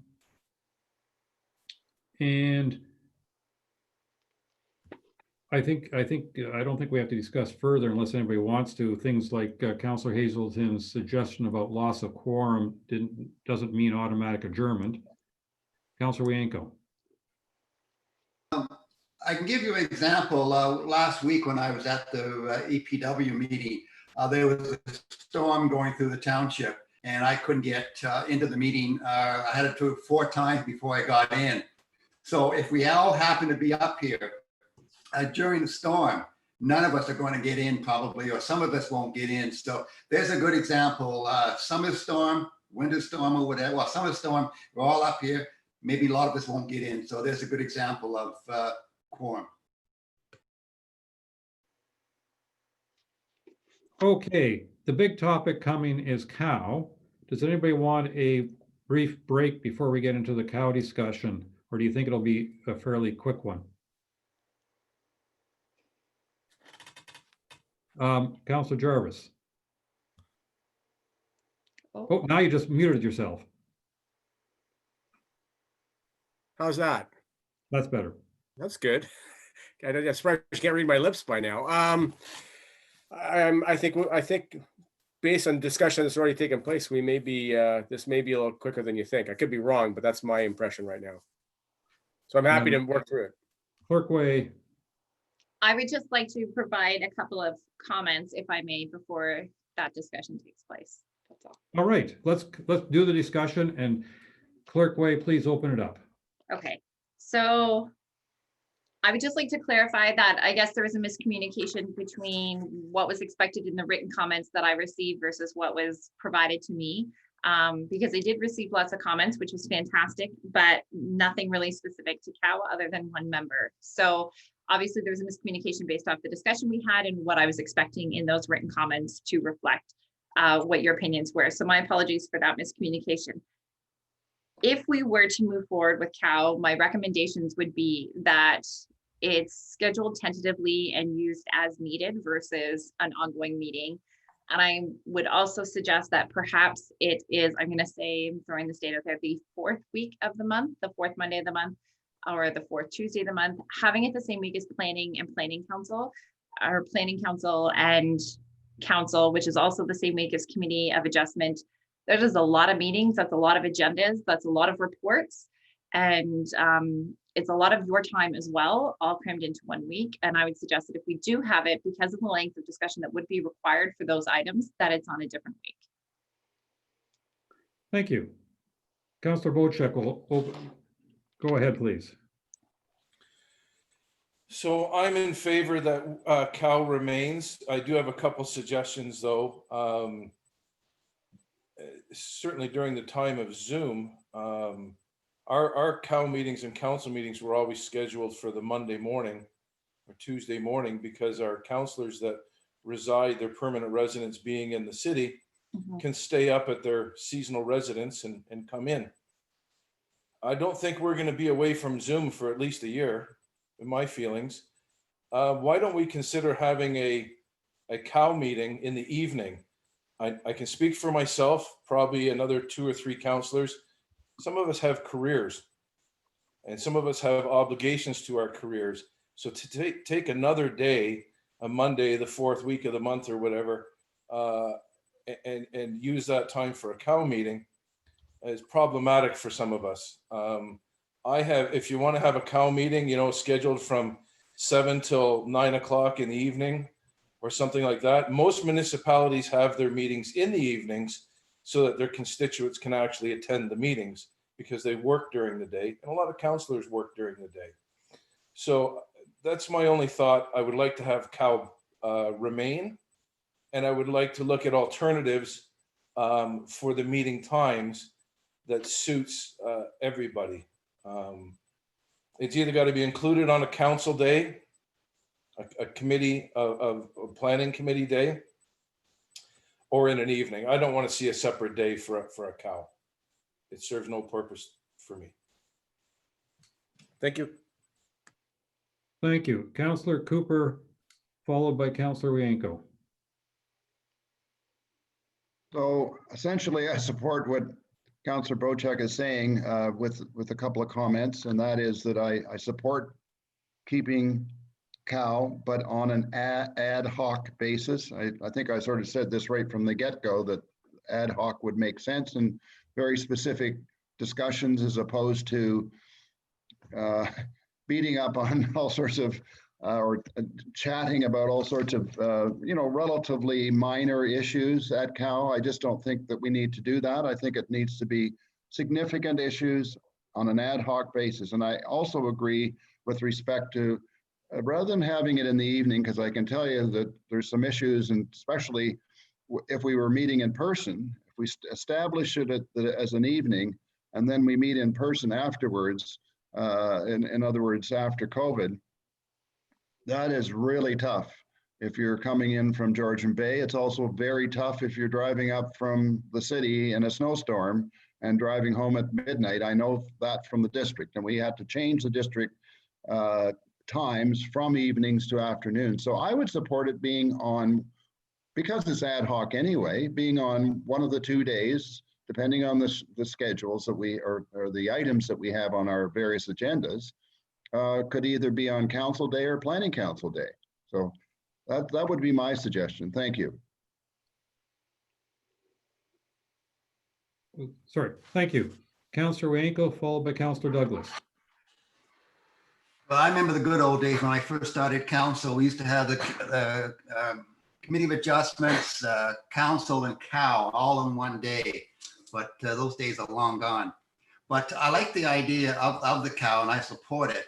But I also want to stress that I think it's important that we make use of our time on the Monday and Tuesday and try to start off with the planning committee. And if we have time in the afternoon, go right into the council meeting. And then if you have to, we'll pick up cow the next day. I don't like the idea of scheduling 3 meetings over 3 days. I think we should try to do everything on the Monday and Tuesday. And this is when it comes down, this is what it would be helpful when the mayor looks at the agenda and says, hey, I think we can do this planning committee a little earlier. We could start on council mid-afternoon and go till 4:30, and then pick up everything the next day and go right into cow too. So I do agree with the cow, but I also want to pack everything in the 2 days. Thank you. Clerk Way. So if I could just comment, splitting the agenda over 2 days is convenient for us, but it's not convenient for the public who are waiting to hear an item. As the person who gets all the emails, is my item coming up today, tomorrow morning? Is it in an hour? Is it later? It's harder for them to determine. We would almost have to have a hard split then between this is happening the Monday and this is happening the Tuesday, if that's the case, as opposed to cramming as much as we can in, because then the public doesn't know when we are going to address something. So what we have done in the past is we've scheduled the public portion of council Tuesday morning, but got some of the, when I say public, people attending, and we've had some of the attendance items on council done on Monday afternoons, but therefore achieving what Councillor Wienkel is talking about, which I think makes a lot of sense.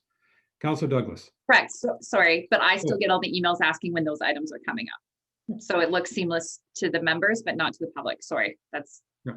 I just need to make that clear. Okay, thank you. Yeah, a lot of really good comments on timing on this one. Yeah, I think I would prefer to see that, fit in over the 2 days that, we're working with now.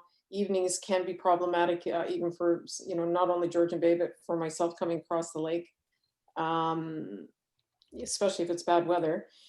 Nonetheless, I think that there's a good point to be made there from Councillor Bochek. Having a third day is just, it really does become problematic for those of us who have careers.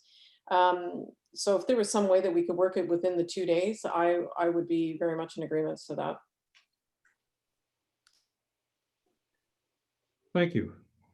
Who else wants to speak? Councillor Jarvis. Councillor Bochek, I'm going to let everybody have a round first. I just, seeking clarification here from our clerk. Is what our mayor has suggested a moment ago fit in with what you would or would not expect as input from the public, or is it problematic for you? I think I am agreeing with what all the councillors have been saying here, is that cow should be something we incorporate somehow into the 2 days where our meetings are being held, and at our discretion as we need it. But if it's going to be going to impact the public and their ability to participate, then that is an issue. We got to make sure that it's clear to the public how we're doing this and how the schedule is operating, so that they aren't not only screaming at you, but they'll be screaming at their representatives as well. It's confusing when it's split over the 2 days. So if we take one meeting and split it over the 2 days, that's where it gets really confusing for them, especially when we try to, that item took less time, so let's put this item in. And then I get emails, well, you told me it was going to be Monday, or it was later in the agenda, but then you moved it up. It causes a lot of confusion for the public when they're trying to watch when an item is coming forward, especially when we're live streaming and they're not here, or they come back and forth in and out of the council chambers trying to find that time. So if having a secondary meeting in the afternoon is one thing, and that's fine, because it's quite a straightforward, here's one meeting in the morning and second meeting in the afternoon, and that's fine. It's when we're splitting it over the 2 days. If we are splitting it, I would just suggest then there has to be a hard stop on the agenda, so the public knows this is, potentially the Monday, anything carried over, but this definitely will not happen until the Tuesday kind of thing. That's where the confusion really lies. And as staff, we get the brunt of that from the public. So I've experienced that confusion from the public lots, but I don't know if that feedback has been provided to council. But if I understand you, though, I think we're distinguishing between two things. One is where the public is actually, let me call it participating. In other words, they're providing input. It's a public meeting under the Planning Act or something like that. And the second That you're has to be a hard referring time. to is when they're interested in an item, but they're only be observing it. Correct. And I think we can, well, we can be sympathetic to the observation or the observer. It's hard for you or I or any particular counselor to predict how long a topic will carry on. And therefore, I think we can only accommodate that so far. Councillor Hazelton, did you want to comment before we give Councillor Bochek a second chance? Yeah, sure. I'm somewhat flexible. Daytime meetings, evening meetings, that kind of thing is fine with me.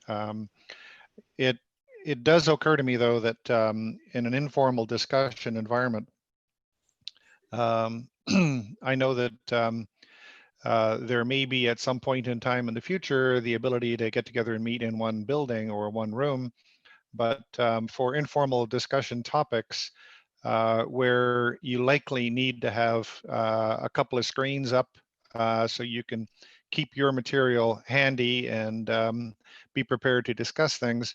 Perhaps COW meetings should be Zoom meetings in the future, and therefore you can potentially, schedule them at times that are convenient.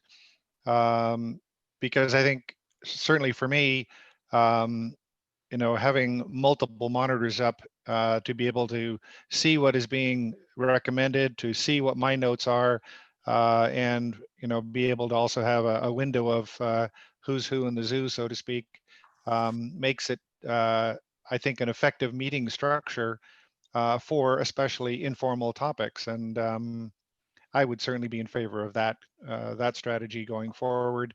And we can, if COVID dies and in 2022 we're able to meet in person again, then we can revisit, perhaps and do things differently. But I think Zoom meetings for these informal discussions are particularly effective. Thank you. Councillor Bochek, I know you've been keen to add something. Well, being on council in the last term, we had committee of the whole every month.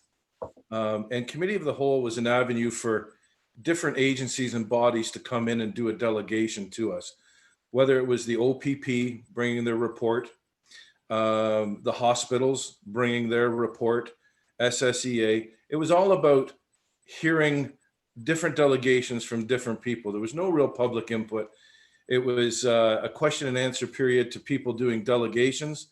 And it was important that those conversations happen outside of regular scheduled council meetings, because it just ties up so much time and you don't get to the agenda items that are important on council. So COW was always, when Peter's predecessor was there, religiously we had COW, and that's where all of the delegations came into play. There was little or no public input. And it was an information session where you got to ask questions without being in a formal setting of Robert's rules. This term of council, when we did explore a bit of COW, it had changed in such a manner that it wasn't what it was. And there was a lot of interaction and resolutions and passing resolutions, et cetera, et cetera. COW was made to discuss, then bring a resolution to council, whether it's for funding or for a specific item that's going to happen. And then council would make a decision and pass the resolution. We have to distinguish between COW, because a lot of townships, the committee of whole is not councillors. It's members of the public. So delegations are made. We take that away. We have a month to think about it, whether we want to engage in what the delegation was, and then bring a resolution to council that either passes or defeated. So I really think, since we're talking about COW, we need to understand the parameters of COW. Maybe the way it was in the last term of council is not the way it's supposed to be, but it was very effective, and it didn't clutter up the council day with a bunch of people wanting to get their zoning amendment and had to sit through hours and hours and hours of this, us gabbing about things that are of no concern to them. So a separate council, a separate COW meeting with parameters on what is to be heard at COW and what is to be heard in a council meeting or a planning council meeting. Thank you. Before I go to Councillor Cooper, I'm a little bit confused, and perhaps Clerk Way or ex-Clerk Gunby could help me out. But I didn't believe that because the delegations had to be to COW. I understood they sometimes could be to council. And I think we'd always scheduled a period for them. And I believe my understanding always was when we received those delegations that there would be no resolutions coming immediately from those delegations. So whether it was made to council or to COW, they were just for input from the people that asked for the floor for a few minutes. But I have found that the delegations we've had we have allowed for some, informal questioning of the delegates during that. And maybe my memory, well, I know my memory can be very poor, but I'm sure the last year of the prior term, there was only a couple of COW meetings in the year. I don't think it was every single month there was a COW meeting. I'm seeing a nod from That's correct. ex-Clerk Gunby. We still have COW meetings technically, but as you're all aware, we haven't had to have one since February. Okay. Yeah. I'm going to give Councillor Cooper a chance. Thank you, Mayor Kutzer. And I did like what Brian was saying, and it struck me that one of the things that might happen here in order to create some predictability in terms of when the public are going to see things, as Karen's concerned about, and I think it's a very valid concern. Perhaps what Councillor Bochek is suggesting may be a way to deal with that, because essentially what you could do is have your council meeting and your planning council on the same day. And if you had took out a lot of matters that added to the time of council and put them over in COW, you're going to be able to get this done. Essentially, you could have a council meeting and a planning council, or vice versa, have planning council first and then council, and everything could be quite predictable because the time-consuming discussions would be held on the next day. So that's just one. There's many ways to skin a cat. I'm just saying this is one of them. Mm-hmm. And I kind of liked where Brian was going with what he had to say. Thank you. All right, I have another technical question, and this is for our clerk and our CAO. You refer to regular meetings and you refer to special meetings. Are you imagining, if we retain the idea of COW, are you imagining them as a regular meeting or a special meeting in clerk talk? Then we'll see if council likes clerk talk. Through your worship, I don't think those are the same things. Okay. I would say COW is COW, and my vision would be if we got rid of COW and we needed to have a day such as today to have a wholesome discussion around one item, a special council meeting would be scheduled. So that would function kind of as in place of COW. But COW would be a standing meeting that would be called to on an as needed basis is kind of what I'm hearing here. Just to kind of jump back one little point, since the start of this term, so since December 2018 up until October, there have been 11 meetings of committee of the whole, 21 meetings of council, 15 meetings of special council, and 19 planning council meetings. So okay. COW is not being utilized on a regular basis as is. But in an almost 2-year period, we've had 11 COW meetings. Correct. So that would suggest almost every second month, on average. But 21 council meetings with 15 special council meetings. Yeah, and I think that's a very interesting observation.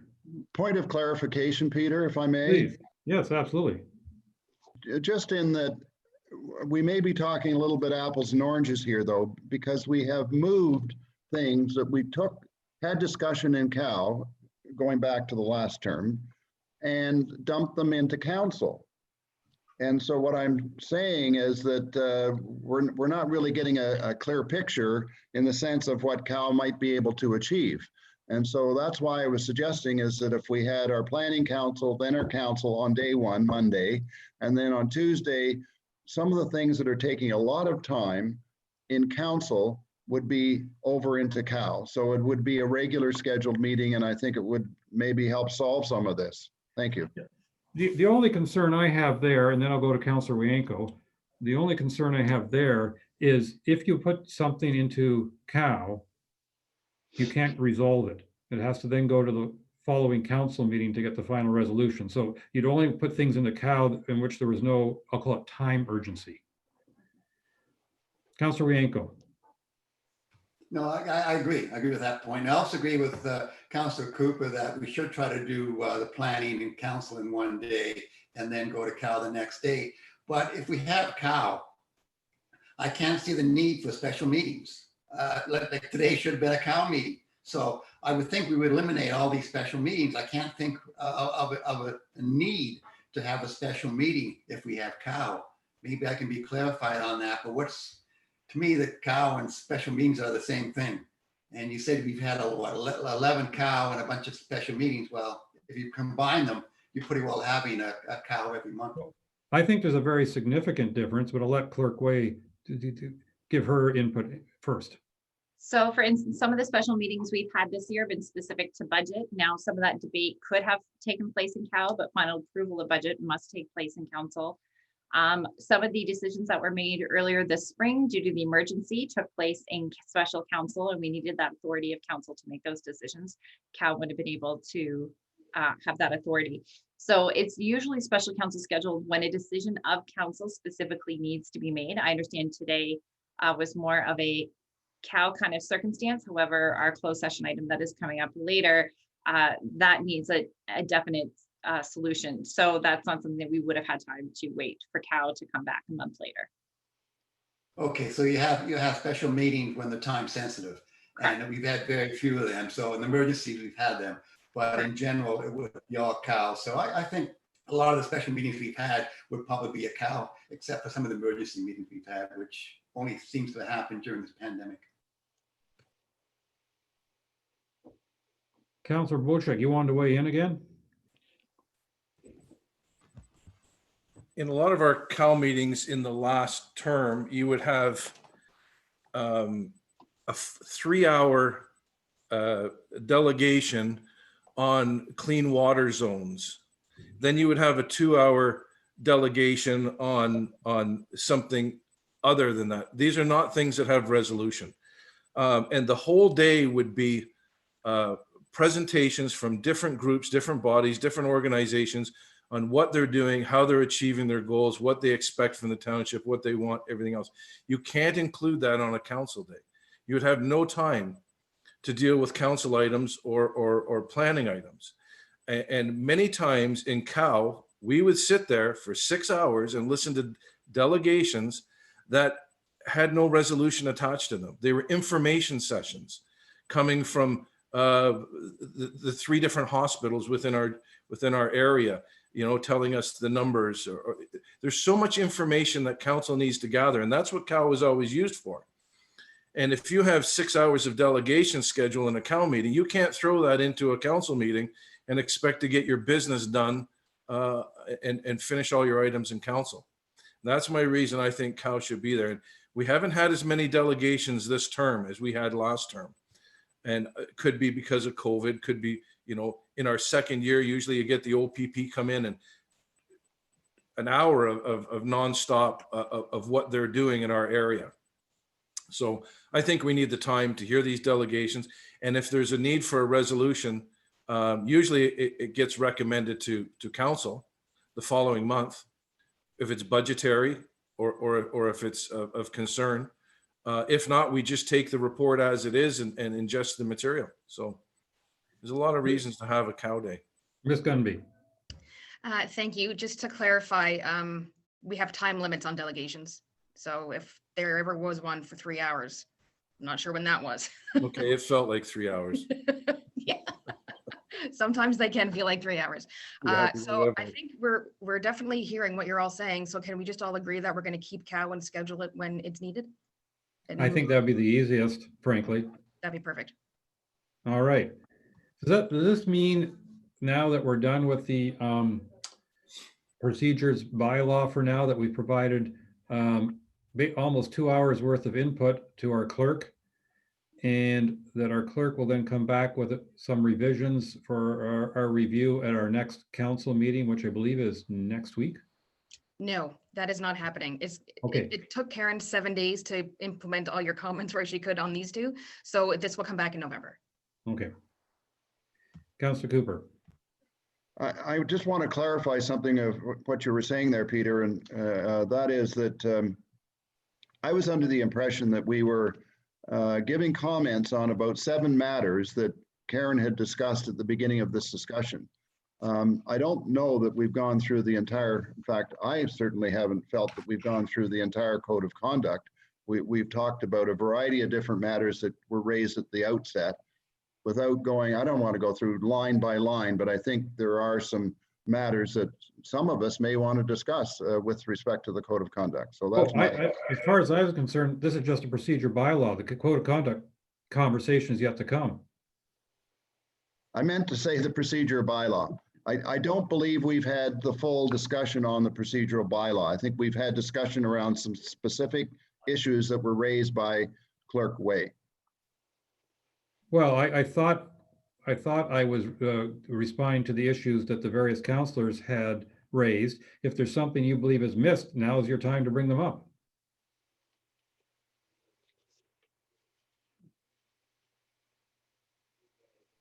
Let me bring up my comments. I have to go to my other computer here and bring that up, but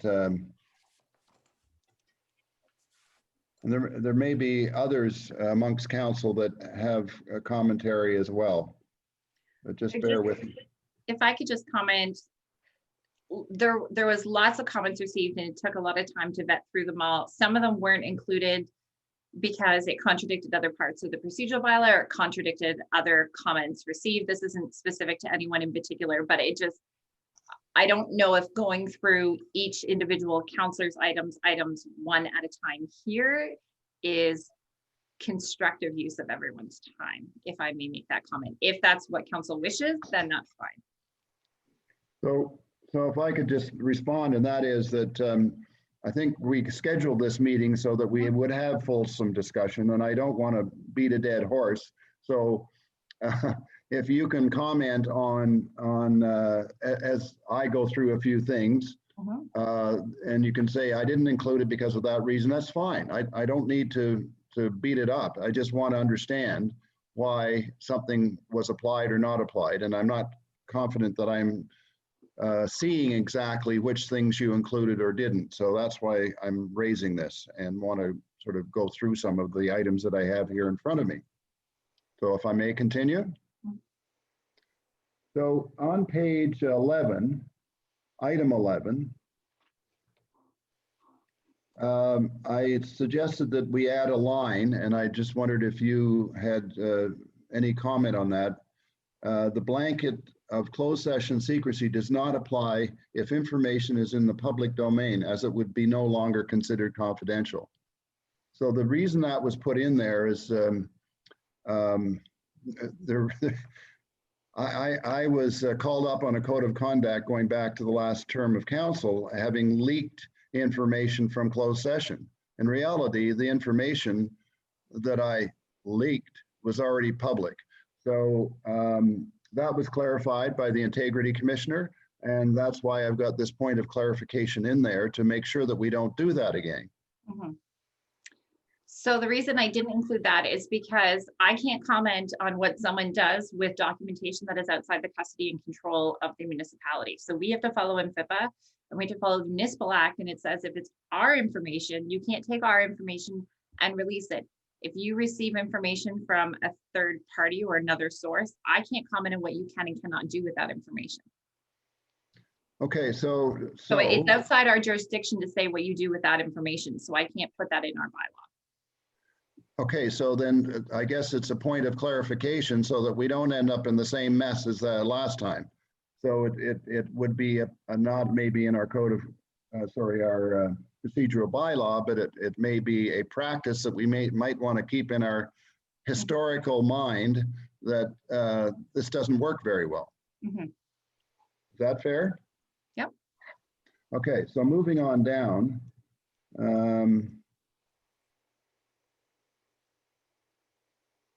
Bear with me for a second here. A lot of pages.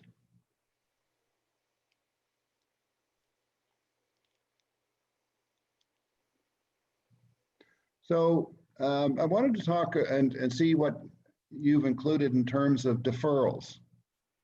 And we talked about this previously, but I just wanted to make it clear, and Peter, this is no offense to you, but just that if an item is deferred, have you changed it to read that the council must vote to decide if there's a deferral?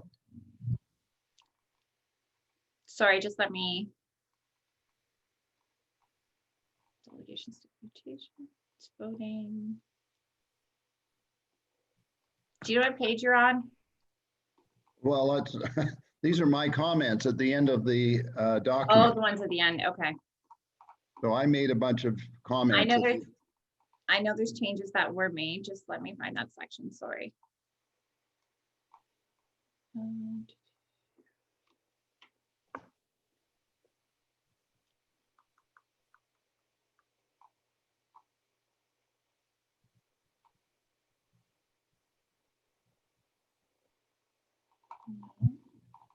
Sorry, just 1 second.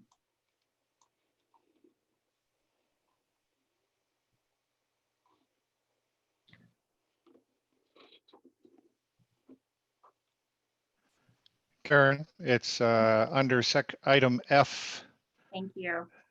F4. Sorry, H, under H of that section, Schedule F, Section H. In the event that a majority vote of council determines they would prefer not to vote on a matter at the time, the chair will mark the motion deferred.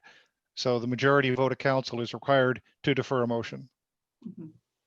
So thank you, and that's been Thank covered you for off. finding that. Yes, So it's too many then, pages. okay, thank you. And so sorry, it's very hard to follow what was actually covered or not. So that's why I'm asking these questions.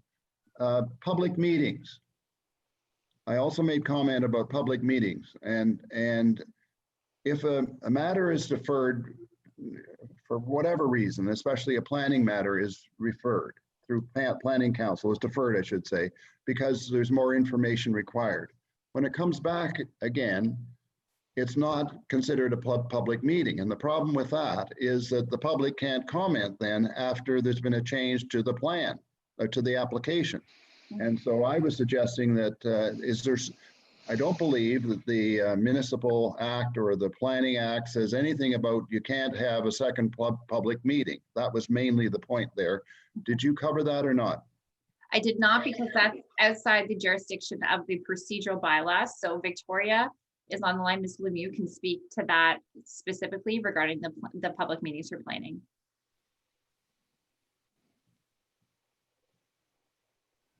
Morning, everyone. Through you, your worship. Clerk Way and I spoke about that briefly, as she mentioned that there were comments received regarding the public meeting process and where those types of comments are most appropriate to be located. You're correct that there's no specific mention in the Planning Act that there can only be one meeting, for instance.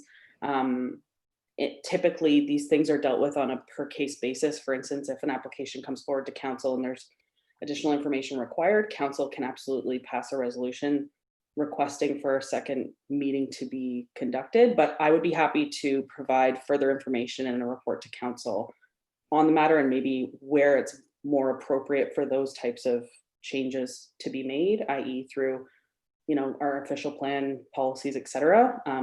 But in the sense of the procedural bylaw, I think it is more of a planning matter, and maybe that should be a separate topic. Hopefully that helps for now. Thanks.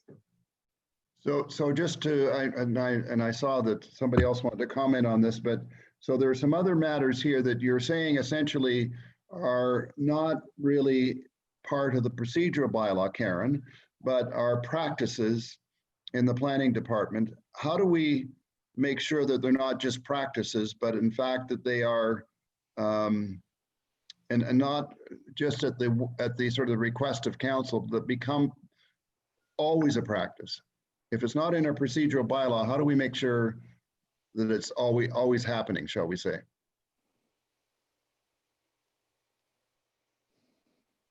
That's a question to you, Karen. Okay, so the public always have the opportunity to provide comments. So even if they're not necessarily the ability to speak and physically address council, you know, I'm here speaking to you today. Public input is always welcomed. It's always accepted. It's always circulated to the committee members. So to say that there isn't an opportunity for public input, I don't think is fair. Perhaps to not have an opportunity to stand in front of, that might be an option. If we want to change how public meetings are held for planning, then that would be, I believe, through the zoning bylaw. Correct me if I'm wrong, Jessica or Victoria, but it's definitely not through the procedural bylaw. Through your worship, it's correct that it's not through the procedural bylaw. And as only one member of council asking for this, we can't make all of these changes based on one member of council. So what if council would like, as Victoria has offered, she can bring back a report outlining the steps that are taken with different applications. And then council can have that discussion there, but this isn't the place for that conversation. I've seen Councillor Hazelton's hand on a regular basis, so I think we better give him a chance to as well. Just wanted to point out that we have been told by planning department many times over the last several years that we are abiding by the Planning Act and having one public meeting, when in fact we have had several councillors on many topics request a much more inclusive, transparent process with the public.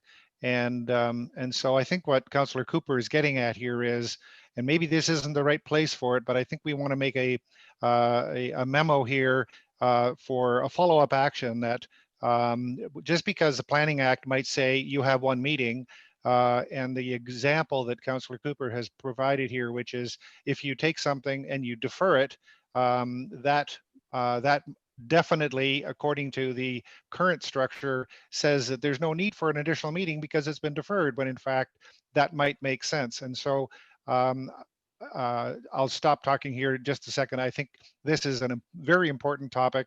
We do need to be aware of the need for transparency, inclusivity, and we don't want to hear that the Planning Act only requires us to have one meeting. What we want to hear is we're doing the right thing for our constituents. Thank you. Ms. Lemieux. I'll just add that the comments here have been heard, and I can't speak to things that were done in the past, which I know all of you can understand, but I look forward to, and CAO Gumby has agreed that I'd be happy to bring something forward at a following meeting, and we can have a more thorough discussion about this moving forward.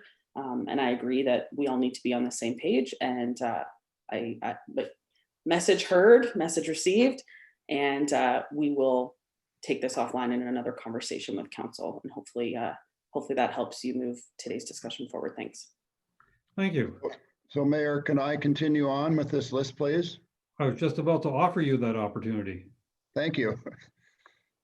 So, and I really have just two more issues. One is, and Karen, please clarify for me on this particular matter, for information only matters on the agenda, okay, or council agenda.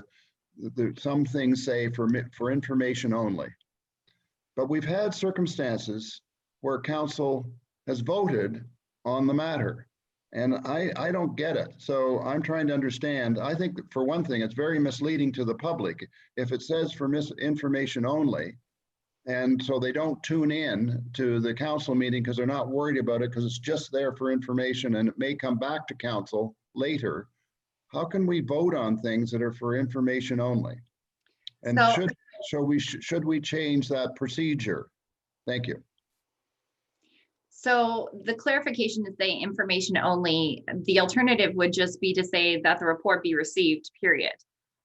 Or we can say for information only, as is kind of been our general practice. And that's to kind of note that at that point in time, staff are not asking for direction of council. There's no imminent need for direction of council. The intent and purpose of the report is literally to provide information to council, and all those reports go under consent agenda because there isn't a direct need to have a debate.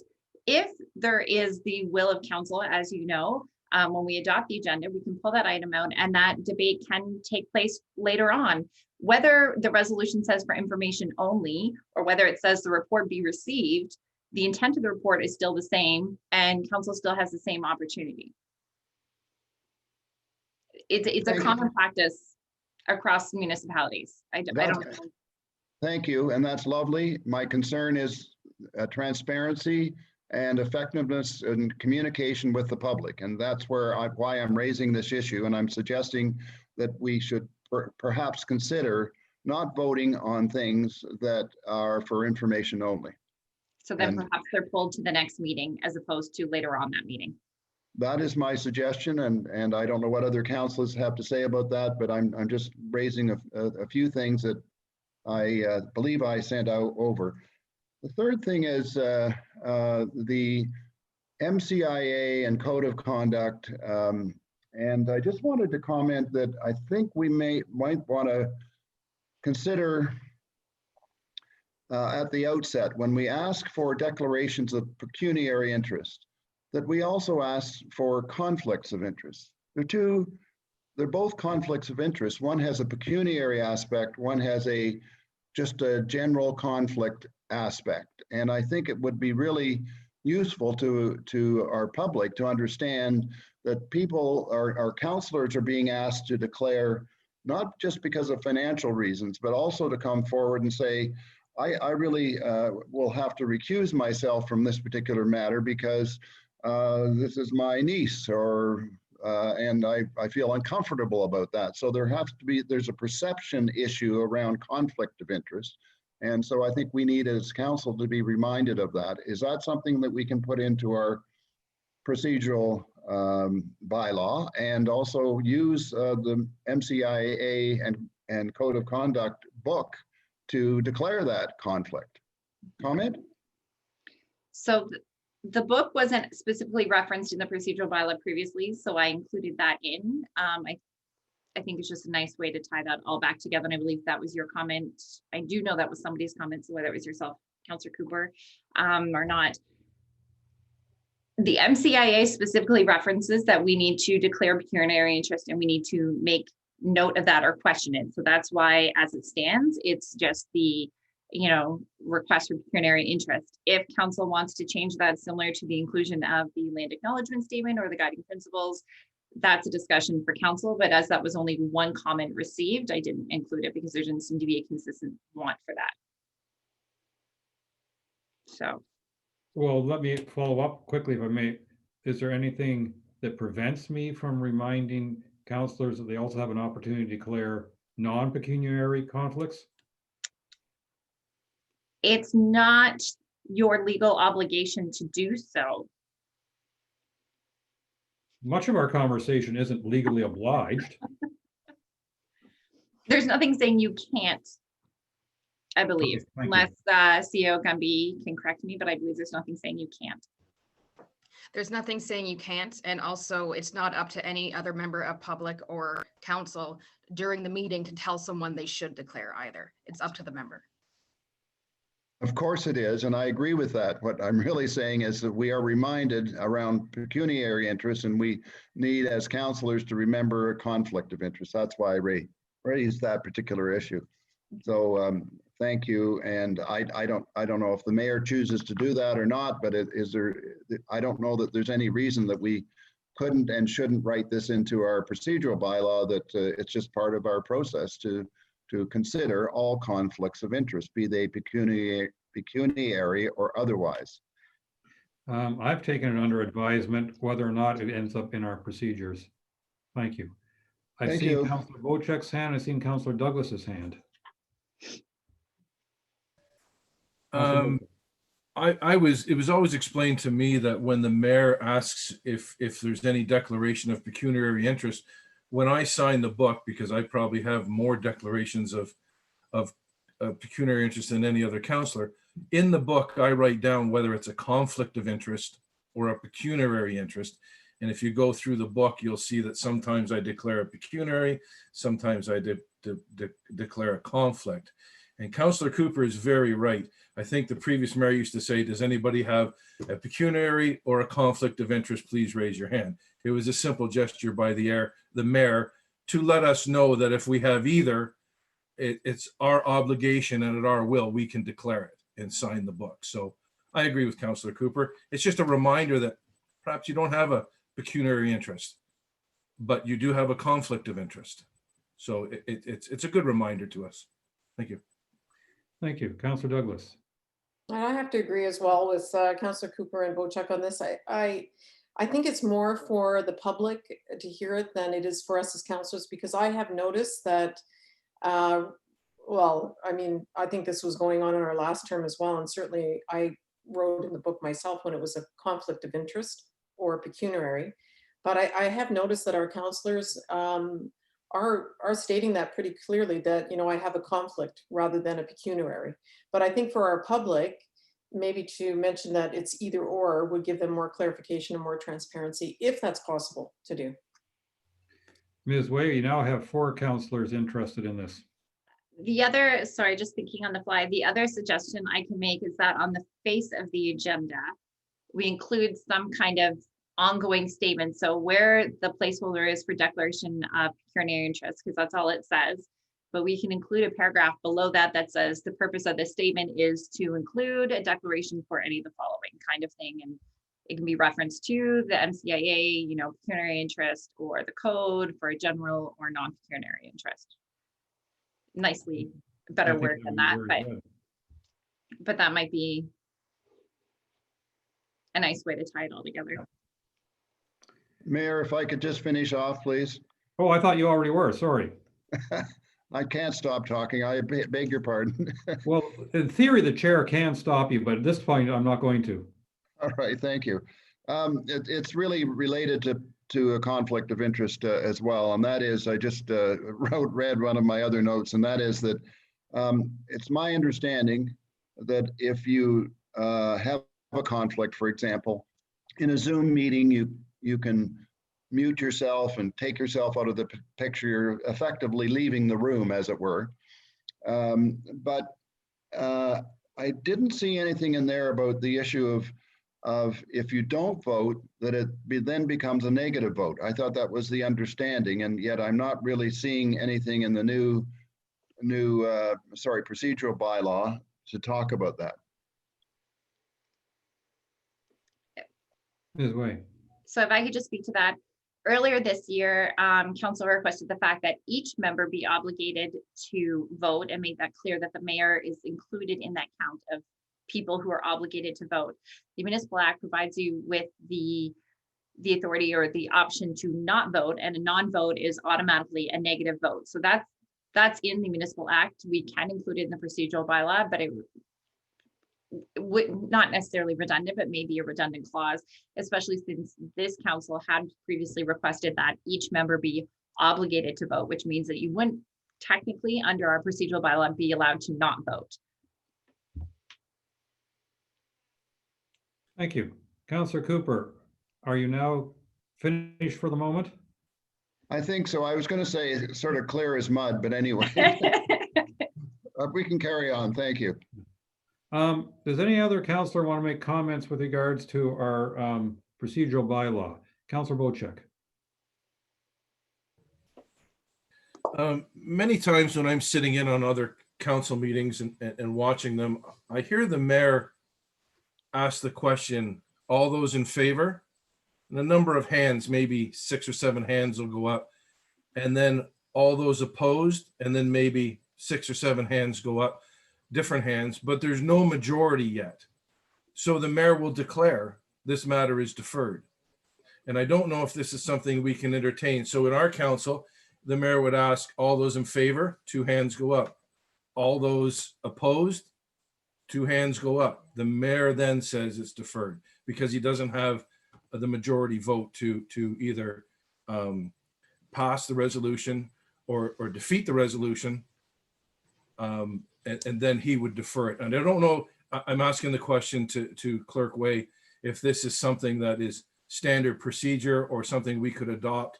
And that way, if you don't have the majority that approves or the majority that defeats, it's automatically deferred. So just to clarify, if it is a tie, so there's only 4 people present and it's a 2-2 vote, a tie vote's automatically a defeated motion, just to clarify that. I know that was just an example of numbers, but we could put into the procedural bylaw that when the vote is called, it must be, ask for those in favor and ask for those opposed. And then that way everyone is obligated to vote either way. I think this stemmed back from people not always knowing when the mayor was or was not voting, when it was, 6 hands went up and whether it was marked unanimous or not. I think that's where the request to have everyone vote came from. But then it kind of infringes on the Municipal Act's right to decline a vote. So if we want to clarify that further, we can certainly include that in the procedural bylaw, that's the process to ask for the yays and then the nays.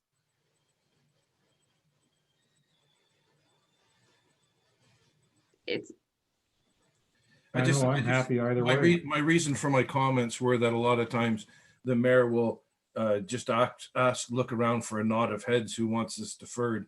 And I really don't think that's professional or the way. There should be a procedure that, if the mayor says all those in favor, you get a couple hands, all those opposed, you get a couple hands, well, then it's deferred because you don't have a clear majority either way.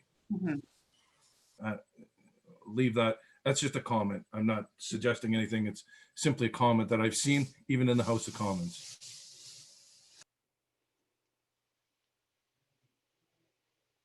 You're on mute. I just discovered that. Any other comments on our procedural bylaw? Councillor Hazelton. So not to provide conflicting comments to what our CAO provided, but I did provide a comment earlier about Township of Georgian Bay guiding principles. I see that the agenda for Planning Council and Committee of Adjustment both include the land acknowledgement statement. They also include declaration of pecuniary interest, but nowhere are we refreshing the strategies of our township. And I would suggest that if we have strategies, that we should be refreshing those on a regular basis in that agenda item, just like we do the land acknowledgement statement. And if we change our strategies in the future, fine, we can do that. But to just refresh the top 5 strategies of the township, which are formulative statements for our framing of what we are going to discuss, I think is absolutely germane to the topics that we're dealing with.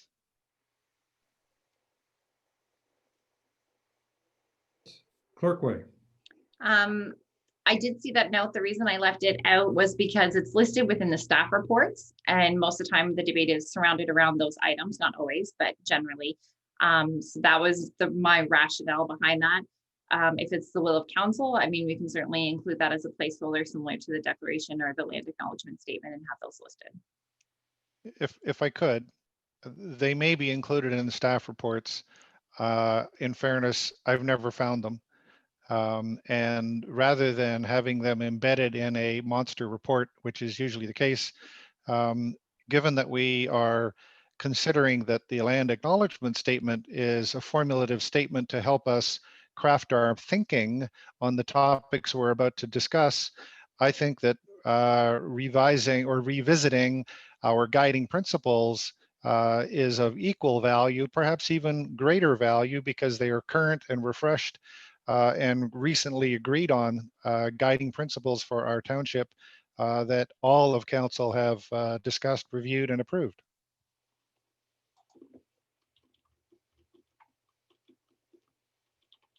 All right.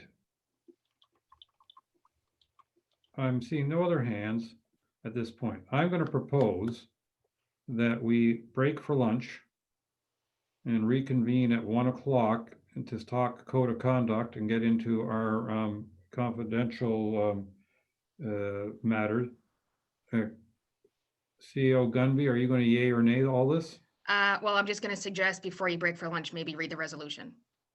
And then we can close this Oh, minor conversation. details. Okay, I have in front of me, moved by Councillor Cooper, seconded by Councillor Douglas. Be it resolved that council receives the procedure bylaw review report and that council direct the clerk to make the necessary changes and bring back the procedural bylaw at the November 2020 regular council meeting. All those in favor? 1, 2, 3, 4, 5, 6, 7. That's passed unanimously. Any against? Apparently not. So that is not deferred. I do Thank you. wish our clerk luck on this. All right, so let's reconvene at 1 o'clock, please. Thank you.